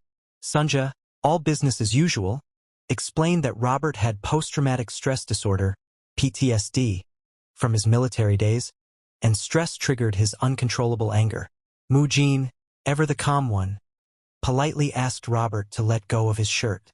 Sunja, shaking her head, said it was no use. Once Robert got worked up, he didn't listen to anyone. But when Mujin asked again, more seriously, Robert miraculously let go. Sunja, slightly shocked, muttered that Mujin could probably teach anger management classes at this point. A few minutes later, Sunja was busy breaking down the situation for them. If Ser Young had been forcibly teleported, there were limits to how far she could have gone. Long-range teleportation? Not happening. So it had to be either on the Mountaplanet or one of its 2 moons. Mujin, not one for puzzles, asked, "So, where exactly?" Sunja confidently eliminated the Mountaplanet, since the only life sign there was the sect leader. That left them with 2 options, Genta and Ceres. Both moons had life signs, so it was a bit of a guessing game. After thinking it over, Sunja decided on Ceres, the golden planet, purely because Ser Young had a thing for gold. Unfortunately, Sunja was dead wrong. Ser Young was actually on Genta. Meanwhile, Ser Young was face-to-face with Rishal and his droid army. Rather than answering her question about his identity, Rishal's droid started analyzing her like she was a piece of tech. It reported back with a rundown of Ser Young's specs: a 1.4G external energy drive and a 3.3G ultra-high-density internal energy drive. The only external weapon she had? An electronic soft sword. Rishal, clearly unimpressed, noted in a disappointed tone that her internal energy drive was only 3.3G, barely more than a glorified toaster. He added that for a backwater bounty hunter, she sure was hiding something she couldn't even properly use. Ser Young, fed up with all the tech talk, asked again, "Who are you? Are you deaf?" Somewhere far away, in a shadowy place filled with plants barely illuminated by dim light, Danen was reporting to his master about the growing issue at Mount H. Before Danen could even begin, the master, ever the cryptic one, already knew what was on his mind. He dropped a proverb out of nowhere. "Do not act impulsively and wait until the bud fully blooms. Only then can you tell if it's a poplar or a willow tree." In other words, they were going to sit tight and wait until their enemies fully revealed themselves before making any moves. The master, exuding all the patience of a parent with a teenager, calmly looked at Cho Dai and said something along the lines of, "I raised you to figure things out for yourself by now, or have you still not matured enough?" Of course, Cho Dai didn't dare respond, but in his head you could almost hear him thinking, "Is this guy for real right now?" The master, clearly not getting the answer he wanted, turned his back to Cho Dai, casually asking if there was something else he needed to discuss. "Ah yes, let's hear what else is troubling you, my overly dramatic disciple," the master seemed to imply. Cho Dai, trying to keep his cool, explained that during his investigation, someone rather unexpected had shown up. This mysterious figure not only performed the sect's martial arts but had achieved the impossible, reversing the energy flow. Oh, and as if that wasn't enough, this guy also mastered the ultra-secret Demon Heart Sura sword technique to its highest level. The kicker? This guy wasn't even affiliated with their sect. At first, the master, cool as a cucumber, told Cho Dai to just deal with the guy. Problem solved, right? But Cho Dai, probably thinking, "Wait, did I hear that right?" dared to question the order. "What do you mean?" This seemed to flip the master's switch from zen to full-blown rage. He snapped at Cho Dai, calling this rogue martial artist an anomaly, a monster. He made it crystal clear that Cho Dai's job was simple: find him and take him down, and do whatever it took to make sure this problem was eliminated. No excuses.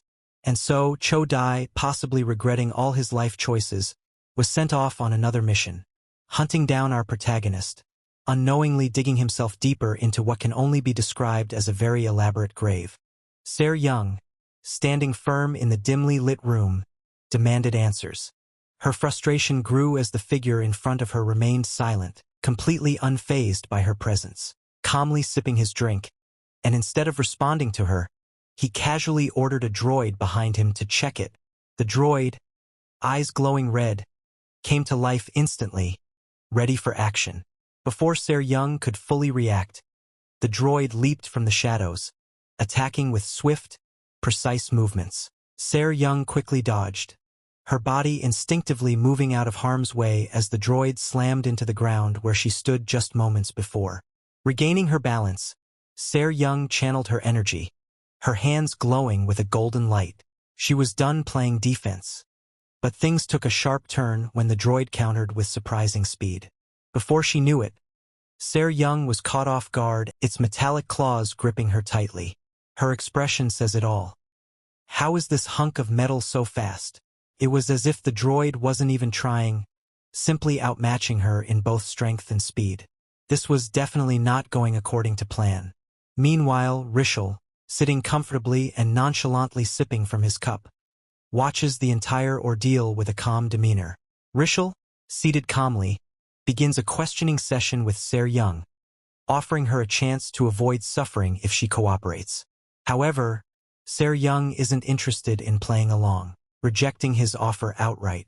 Surprised by her sudden attack, Rishal observes Se Young's strength and adaptability. Meanwhile, she draws her energy weapon, creating a powerful whirlwind of force that sends the droids into defensive mode. Despite their counterattacks, Se Young's swift moves keep her ahead, blocking and evading their strikes. The clash intensifies as she uses her skills to fend off the mechanical threats. Throughout the battle, Rishal remains composed, confident in the abilities of his droids. He claims that his technology holds knowledge of all martial arts, implying that Se Young's moves, though impressive, are up against something far greater. The battle intensifies as Se Young faces off against the adaptive droids. Realizing that the droid can read all her movements, she struggles to keep up with its speed and precision.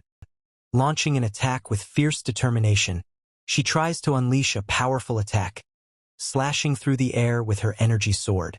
But the droid is too quick, countering her strikes with ease and even landing a painful blow on Se Young, sending her flying across the battlefield. Despite the impact, Se Young recovers quickly, her resolve unwavering, determined to defeat the droid. As she spins her weapon in a dazzling display of skill, but the droid, unfazed, channels her energy into a powerful attack, launching herself at the droid with a lightning-fast strike, labeled Bullet. Her weapon glows intensely, and she thrusts it with incredible speed toward the droid, trying to land a decisive blow. But the droid isn't easily outmatched. It blocks Se Young's attack at the last second, catching her sword mid-strike.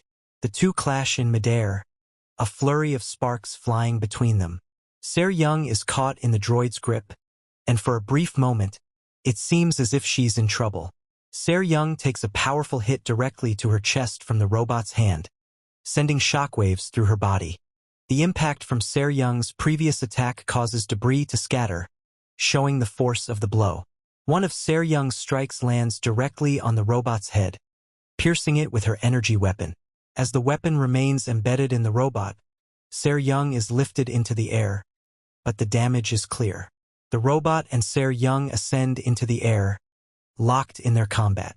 The masked figure from earlier crushes something in his hand, and it shatters into pieces, clearly frustrated by the ongoing battle. The masked figure calls out the Dark Heaven Blood Dragon Dagger, and angrily shouts about the Sichuan Tang clan. The damaged robot falls to the ground after the struggle, finally succumbing to Se Young's assault. In the aftermath, Se Young stumbles and looks ahead toward the masked figure. Se Young rises from the ground after her intense clash. She defiantly demands to know the person in front of him.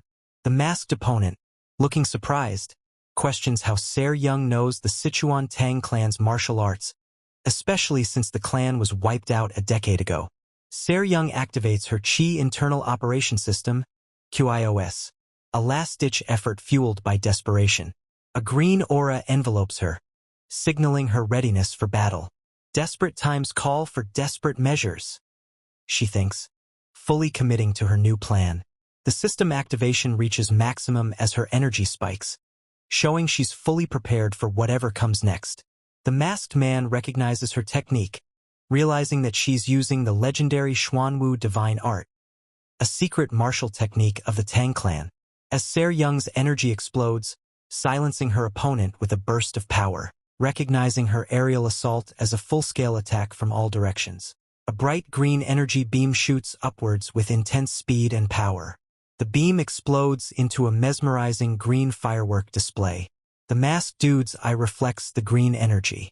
He observes the display of energy, identifying it as the Infinite Rain Blossom technique. The technique causes a massive disturbance within the area, with green energy radiating everywhere. A large spaceship appears in space. Inside a grand hall, a conversation begins about a strange encounter. One of the people here is Elena Mujin showed, whose boss in an earlier face-off. She had arrived at Mount Hua for a specific mission. Then she recalls losing consciousness briefly and then awakening in front of that masked dude. A dramatic standoff occurs. Elena is clearly confused as to why she was there, but her mother calls this unilateral teleportation. Masked dude asks Elena to not be surprised as he claims to have called her here to grant her something she herself wishes for. Elena still ain't sure about trusting this creepy-looking masked dude. But then he starts talking about how she wanted to become stronger, while wanting to see the world beneath her feet. That is why even after earning the infamous title of 8-foot fighting ghost, she still turned even spaceships into duel arenas pursuing nothing but battles. But the closer she got, the more distant the path became, leading her to despair, crying every night in hopelessness. Due to all that this creepy masked dude called Elena here, he claims to be wanting to just give her strength. The strength to look down upon the world. Hearing all that, Elena was sure that he certainly knew a lot about her. But she still first wants to know who the guy in front of him was, as whatever he talked about was infuriatingly unpleasant, even though all of that was certainly true.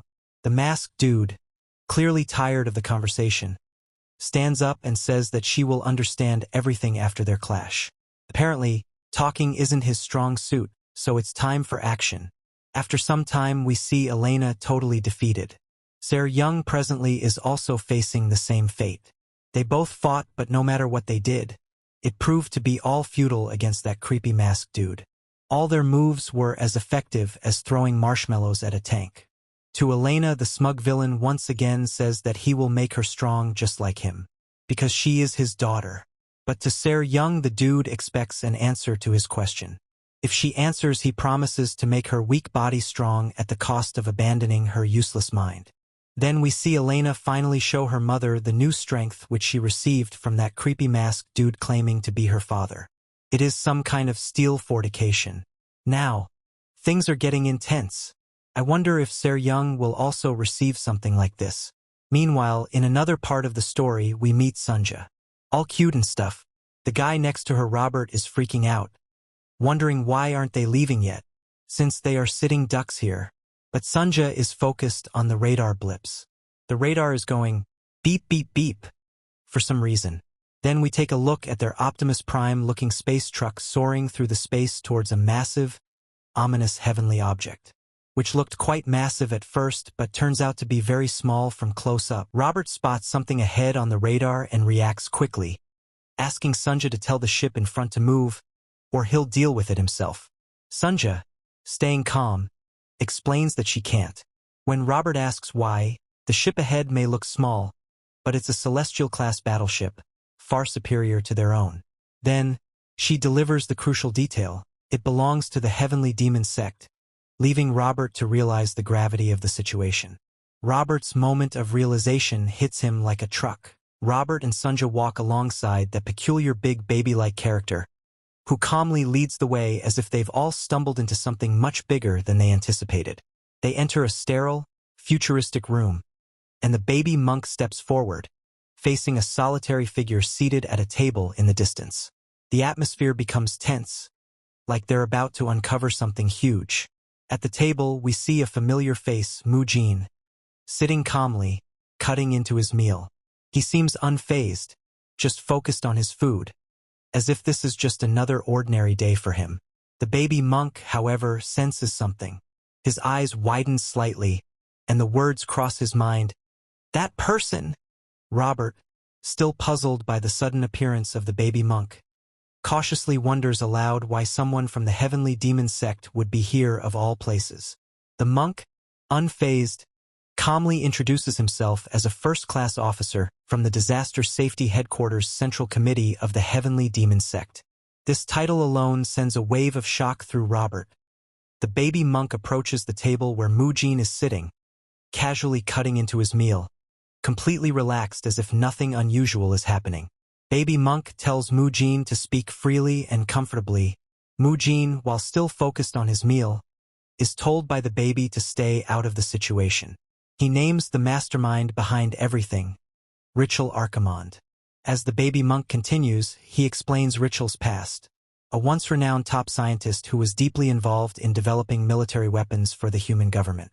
Richel was responsible for a project known as the Steel City, a massive endeavor that was heavily reliant on creating advanced androids and war machines. However, as the monk explains, Richel's inhumane methods led to his expulsion from the project. This decision forced him to disappear from the public eye, and Robert's reaction reflects the unease of hearing about such a powerful and dangerous figure from the past. The baby monk informs Mujin and the group that Richel Archimonde is hiding and conducting experiments on a larger scale. Richel wasn't just expelled but is secretly receiving more funding. The baby monk suggests that factions within the human government's military may be supporting Richel's actions. Sunja walks up to the table where Mujin sits and requests water. The baby monk notices that despite all the information revealed, Mujin remains completely unfazed. He wonders to himself who Mujin really is, given his calm demeanor. Robert, in disbelief, questions the involvement of military factions, realizing the gravity of the situation. Baby then calmly tells them that this is beyond civilian control and advises them to stay out of it. Robert, now more concerned, asks what they should do about their kidnapped captain. The baby monk responds bluntly that there's nothing they can do except pray for her. Tensions rise as Robert slams the table, refusing to accept the monk's words. He's determined to rescue their captain, stating that if anyone tries to stop them, there will be consequences. Mujin calmly drinks from his cup. He makes it clear that he's not going to get involved, but he's not going to follow whatever the baby monk is saying either. Mujin then questions the monk's motives. Why would someone give away such valuable information so easily? It's suspicious, and Mujin's instincts tell him there's more to the story. Their true intentions, it seems, are to avoid responsibility. Mujin remains calm, sipping his drink, but inwardly, he's aware of the manipulation attempt. He comments on how even a hairless kid is trying to manipulate him, but he's not falling for it. Baby monk then asks Mujin directly, who exactly is he? He's curious to know more about this mysterious figure who has shown such strength and calmness throughout this ordeal. Mujin, still calm and composed, asks the monk if this is the real reason they approached him. If not, then they have no business with each other, and their paths won't cross again. The baby monk hesitates for a moment but doesn't respond immediately. The air is thick with tension as Mujin prepares to leave the room. As Mujin walks away, the monk finally blurts out another question. Does Mujin have any connection to the heavenly demon sect? His voice shows a bit of urgency. Mujin walks away, responding that he has no connection, leaving the situation even more ambiguous. The baby monk insists on confirming again, emphasizing that Mujin's actions will now be separate from the sect and their responsibility. Mujin dismissively waves his hand, saying that he understands and that they can leave since he's busy. Baby monk leaves. Mujin stands by a large window, observing the space scene with a calm, contemplative expression. He reflects on the situation, thinking to himself that it's a relief there are still talents in the heavenly demon sect. However, despite the talent, Mujin also notes to himself that they are still too immature. In the cockpit, Robert gears up and announces that it's time to move forward and do things properly, showing renewed determination. Sunja, sitting beside him, calmly informs Robert that the coordinates have changed, introducing a complication. Instead of the previously set destination of the moon Cyceris, Sunja reveals that they are now headed toward the moon Genta, altering their course. The baby monk sits silently at the control panel, observing the screen. Genta, which is the second moon of Mount Hua planet, a strange black sphere is shown on the moon's surface, adding an air of mystery and danger to the location. The legs of a mysterious figure in a sleek, black suit appear, lying on the ground motionless. A robotic figure ritual is seen dragging the body of the same person, pulling them through a dark and eerie hallway. The scene transitions to what seems like a futuristic lab with dim lighting and advanced technology filling the room. A distant shot reveals the robot dragging the person into the lab, heading towards a bright, illuminated platform. The robotic figure continues to drag the body, revealing more of the high-tech surroundings as they enter a larger space. The silver-haired figure finally speaks, asking, "What are you trying to do?" As they look towards the motionless body. The situation becomes tense as she is asked, "Have you awakened?" Se-ryung, dazed and struggling, asks Richel Archimonde where they are and what he's doing to her. Richel calmly responds that he intends to free her from pain. A futuristic chamber filled with tanks appears, as Richel reveals his plan to erase all her memories, even the darkest ones. Richel states that he'll turn Se-ryung into an iron gangster, giving her a life of complete obedience. Se-ryung attempts to move but groans in pain, feeling her body's restrictions. Richel explains that he's blocked all her meridians and paralyzed her nervous system, rendering her unable to control her body. The control device falls apart, symbolizing her loss of control as Richel emphasizes that her body will no longer obey her. Richel cruelly tells her that all she can do is wait for him like a good pet, as Se-ryung struggles. Richel, standing confidently, continues to mock her efforts, declaring that it's no use to resist. A close-up of Richel's eye reflects his determination to complete his twisted experiment. Se-ryung stands up against Richel, her aura glowing ominously. She defiantly tells Richel that although he may take down people of the Sichuan Tang clan, he can never dominate them, showing her clan's indomitable spirit. Her eyes glow fiercely, blood dripping as she makes her stand, speaking with unwavering resolve. Richel looks on, seemingly surprised or contemplative by her fierce resistance. Se-ryung's hand glows green as she strikes Richel, unleashing a deadly poison attack. The full scene is revealed as Se-ryung channels her attack directly into Richel's body, which sparks with green energy. Se-ryung explains that her attack is called pigeon blood poison, a deadly technique passed down in the Tang clan, used in their final moments. Se-ryung reveals the true nature of the poison. It's only meant to activate when they die. Richel struggles as the poison begins to affect him, expressing his pain and confusion as the poison starts to take hold. Se-ryung confidently declares that the more her heart burns, the stronger her poison becomes, reaching a point where it can even melt metal. Richel, visibly shocked and pained, hears Se-ryung mock him with the line, "Hey, you ugly monster," leaving him stunned as he reacts to her surprising strength. Se-ryung, with tears of blood streaming from her eyes, declares that she and Richel will end together, showcasing her fatal resolve. A mechanical being enters the scene, interrupting the moment. Se-ryung strikes at Richel while the robot locks them in place, creating a tense standoff. The robot and Se-ryung's movements escalate. A red alarm light begins flashing ominously. Richel notices the alarm with a shocked expression, realizing that the situation is spiraling out of control. The facility's security system triggers, announcing an intruder detection as the stakes rise further. Mujin's face is shown, illuminated by red hexagonal patterns on his cheek, indicating that he, too, is aware of the impending danger. Mujin stands calmly in front of a powerful, armored Robert who appears ready for battle. The two of them witness a distant, ominous eruption of red in the landscape, which begins to take form into something foreboding. A vast army of red-eyed, mechanical warriors appears, surging forward in large numbers, seemingly prepared for an inevitable confrontation.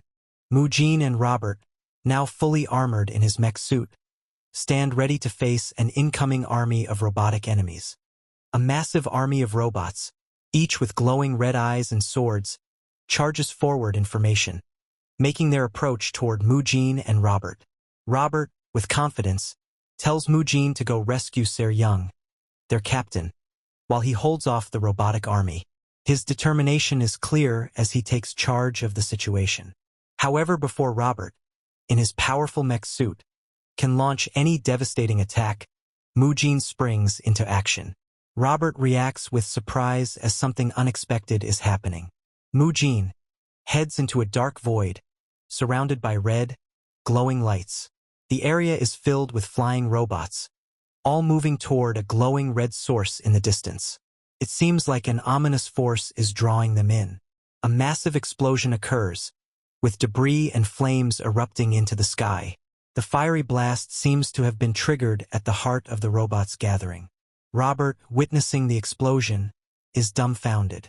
A horde of robots, illuminated by the fiery explosion, march forward in unison, unfazed by the destruction around them. Robert, still in his armored suit, speaks with determination, asking for a bit more help to deal with the overwhelming numbers. The scene zooms out to show a vast battlefield filled with robots as Robert prepares to charge forward, leading the counterattack. With a shout of determination, Robert fires his powerful arm cannons, unleashing a barrage of energy toward the enemy robots. Richel Archimonde, standing still, appears unfazed by the chaos around him, his expression calm and focused as if anticipating the next move. Richel stands in front of a large screen displaying a chaotic battle between drones and robotic forces.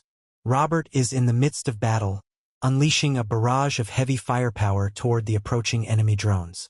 The impact of the blasts sends shockwaves across the battlefield. The bright orange glow of the explosion lights up the scene as the projectile flies through the air. Another weapon, marked TTR-8, is shown firing multiple missiles simultaneously, aiming at the clusters of enemy forces that are pressing forward. A powerful explosion erupts in the middle of the battlefield, scattering enemy drones and leaving a trail of destruction in its wake. Robert leaps into the air, surrounded by flames, as he prepares to land a powerful attack on the enemy forces below, demonstrating his overwhelming strength. Robert activating his rocket thrusters, propelling himself further into the air while dodges enemy strikes. Irobert's missiles are seen descending upon the battlefield, causing a massive explosion upon impact, further scattering the enemy forces. Richel Archimonde observes the situation with a composed expression, commenting on the outdated model of the robots, noting that they have been retired from active duty. Richel, reflecting on the situation, realizes that these retired robots were mistakenly deployed, deeming them useless against the current battle's demands. Richel Archimonde commands one of his android subordinates, instructing them to eliminate everyone left in the area. A series of red alarms blare through the facility, signaling an imminent threat. Richel reacts with a tense expression, realizing something is wrong. The android reports to Richel, notifying him that intruders have breached Zone 8. The android further updates Richel, informing him that the intruders have now advanced to Zone 7. Richel Archimonde, with an intense expression of shock, widens his eyes as he realizes something deeply unsettling. A mysterious figure is floating inside a large containment tank filled with liquid, surrounded by bubbles. The system reports the intruders' movements as they progress through various zones. Multiple tanks filled with similar figures are revealed, lined up in rows. The data continues to flow, with the system tracking the intruder but losing precise information. Richel Archimonde turns in disbelief, reacting to the unexpected discovery. Looks like something has gone terribly wrong. A robot assistant begins a new analysis of the intruder's location data, attempting to refine its tracking with bright light emanating from its body. A bright, explosive light consumes everything in a burst, spreading energy and debris everywhere, signaling a massive detonation. The explosion expands further, reaching its peak. Richel Archimonde, visibly affected by the explosion, is seen on the ground, clearly recovering from the impact. A glowing containment tank fills with bright energy, and within it, a figure begins to stir, surrounded by an eerie glow and bubbling liquid. The tank continues to bubble as the energy builds up, and the contents within the tank are about to be unleashed, setting the stage for what's to come. We see a figure in a capsule filled with blue liquid, with tubes connected to their body. The scene zooms out to reveal multiple similar capsules, each containing figures suspended in the blue liquid, creating an eerie atmosphere of a large-scale operation. Richel is walking forward in the room, with smoke and debris surrounding him. He continues his advance, walking down a corridor filled with smoke and debris, as light illuminates their path. Then we see Mujin standing calmly at the end of the corridor, looking composed and ready, as if waiting for an inevitable confrontation. Richel stands illuminated, his expression serious as his eye shines with determination, facing Mujin. Mujin gazes upward, meeting Richel's eyes with a look of curiosity and calm, creating a quiet yet intense moment of anticipation. Richel, in a moment of stunned realization, seems to grasp something unsettling. Richel Archimonde, with a shocked expression, stands next to Mujin. The two face away from each other, seemingly unaware of the immediate presence of the other. Both Richel and Mujin look down at a table where Se-ryung's body lies, seemingly lifeless. Se-ryung remains unconscious, with her arm completely gone, adding to the intensity of the moment. Richel, now reacting, questions aloud in disbelief who Mujin is. Se-ryung remains in a fragile state. Mujin, standing silently, reflects on the situation in front of him, noting the use of an innocent child's arm as part of the machine. His calm demeanor hides his internal turmoil. In this vast, high-tech facility, filled with tubes and glowing containers, Mujin observes the eerie machinery with quiet detachment from a raised platform, emphasizing the starkness of his surroundings. He makes a subtle remark, recognizing that the beings involved are not human. Meanwhile, Richel Archimonde, standing nearby, his eyes glowing intensely, seems to be slowly coming to terms with the gravity of the situation. Mujin's eye hints at the awakening of something powerful within him. Richel, shocked and furious, demands to know who Mujin is and what he is doing, clearly on edge. Mujin calmly extends his hand, a gesture of control and power, while Richel looks unsettled by the situation. A powerful beam sword behind him is about to catch Richel off guard, as he reacts with widened eyes. The glowing blade starts moving. Mujin, who is controlling the blade, coldly declares that he does not converse with beings who are not human. A sudden burst of energy is unleashed as the blue light from the blade streaks across the room, directed at Richel. Richel barely reacts as the energy hits him, stunned by the unexpected force and precision of Mujin's attack. Mujin, now holding the blade, emits an aura of authority. Richel, in disbelief, labels Mujin as a void construct, implying his identity is far from human. A display also confirms his suspicions, indicating something unusual about his makeup or abilities. Richel's eye flashes with a sudden recognition or realization, glowing with a sharp yellow light as he questions how the figure before him could possibly possess such a unique and powerful ability. Richel Archimonde stands tall, while Mujin is positioned in the background. Richel reacts in frustration since someone has appeared who could challenge him at such a critical time. His body struggles as sparks of energy surge around the wound on his chest, clearly weakening him further. Mujin, standing face-to-face with Richel, remains calm and unwavering, showing no signs of intimidation as he witnesses Richel's struggling condition. Richel, with wide eyes, is stunned as Mujin directs his energy sword toward him. Mujin points out that Richel is neither human nor a warrior. Mujin also makes a sharp comment about how Richel is hesitating, thinking too much before a fight, emphasizing Mujin's confidence and calm demeanor. Richel then suddenly launches a powerful strike, shouting in frustration, clearly intending to overpower Mujin. Richel leaps into the air with great speed, charging up energy for another attack. Richel was dashing forward when he notices that his arm has sustained injuries. Mujin walks calmly away, while in the background, Richel is still in his attack phase. Richel's hand got struck by Mujin's power, causing visible cracks in his energy barrier. The impact looks intense. Mujin stands over Se-ryung's unconscious body, stating that her light has gone out. A close-up reveals Ser Young lying still, with clear signs of damage. Mujin, now with a stern expression, mentions that the consequences of his actions will come soon. Mujin begins to gather energy around him. A powerful aura surrounds him as he gets ready to unleash his power.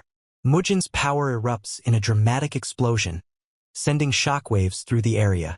Richel, nearby, braces himself against the sudden energy surge. Richel, now surrounded by the purple aura, looks distressed, commenting on the persistent force he's up against. The sheer force of Mujin's power seems overwhelming. His internal system is pushed to only 40% of its capacity, and he realizes that he might not be able to escape this situation. Richel's inner drive activates with maximum energy output. The drive reaches full capacity with the text, "Drive Power Max," indicating Richel has reached his peak energy output. Richel releases a surge of energy, with warnings reading, "Danger, danger," as the overwhelming power becomes uncontrollable. Richel is visibly strained, with more warning messages appearing, indicating danger, and issues with overheating control, further heightening the tension. Mujin watches the chaotic scene unfold, reflecting on the bizarre events, as he wonders how the world reached such a state of chaos. Mujin turns his back, as he prepares for what is coming. A close-up of Mujin's face shows him glancing over his shoulder, maintaining his calm composure despite the intense energy around him. Mujin shifts his attention to Ser Young, who, lying on the table, barely conscious, murmurs weakly, as if acknowledging her dire situation and the imminent danger around her. Mujin is suddenly alerted by something unexpected, his expression changing, as a powerful burst of light begins to manifest nearby. Mujin stares at the bright, glowing light right in front of him. The power he's witnessing leaves him speechless. The golden light is coming from Richel bursting outward. The sheer force of the light appears to be devastating the area, as debris and energy scatter across the scene. The golden energy stretches far into the distance, almost piercing through the structure, illuminating everything in its path. The force seems concentrated, building to a climactic event.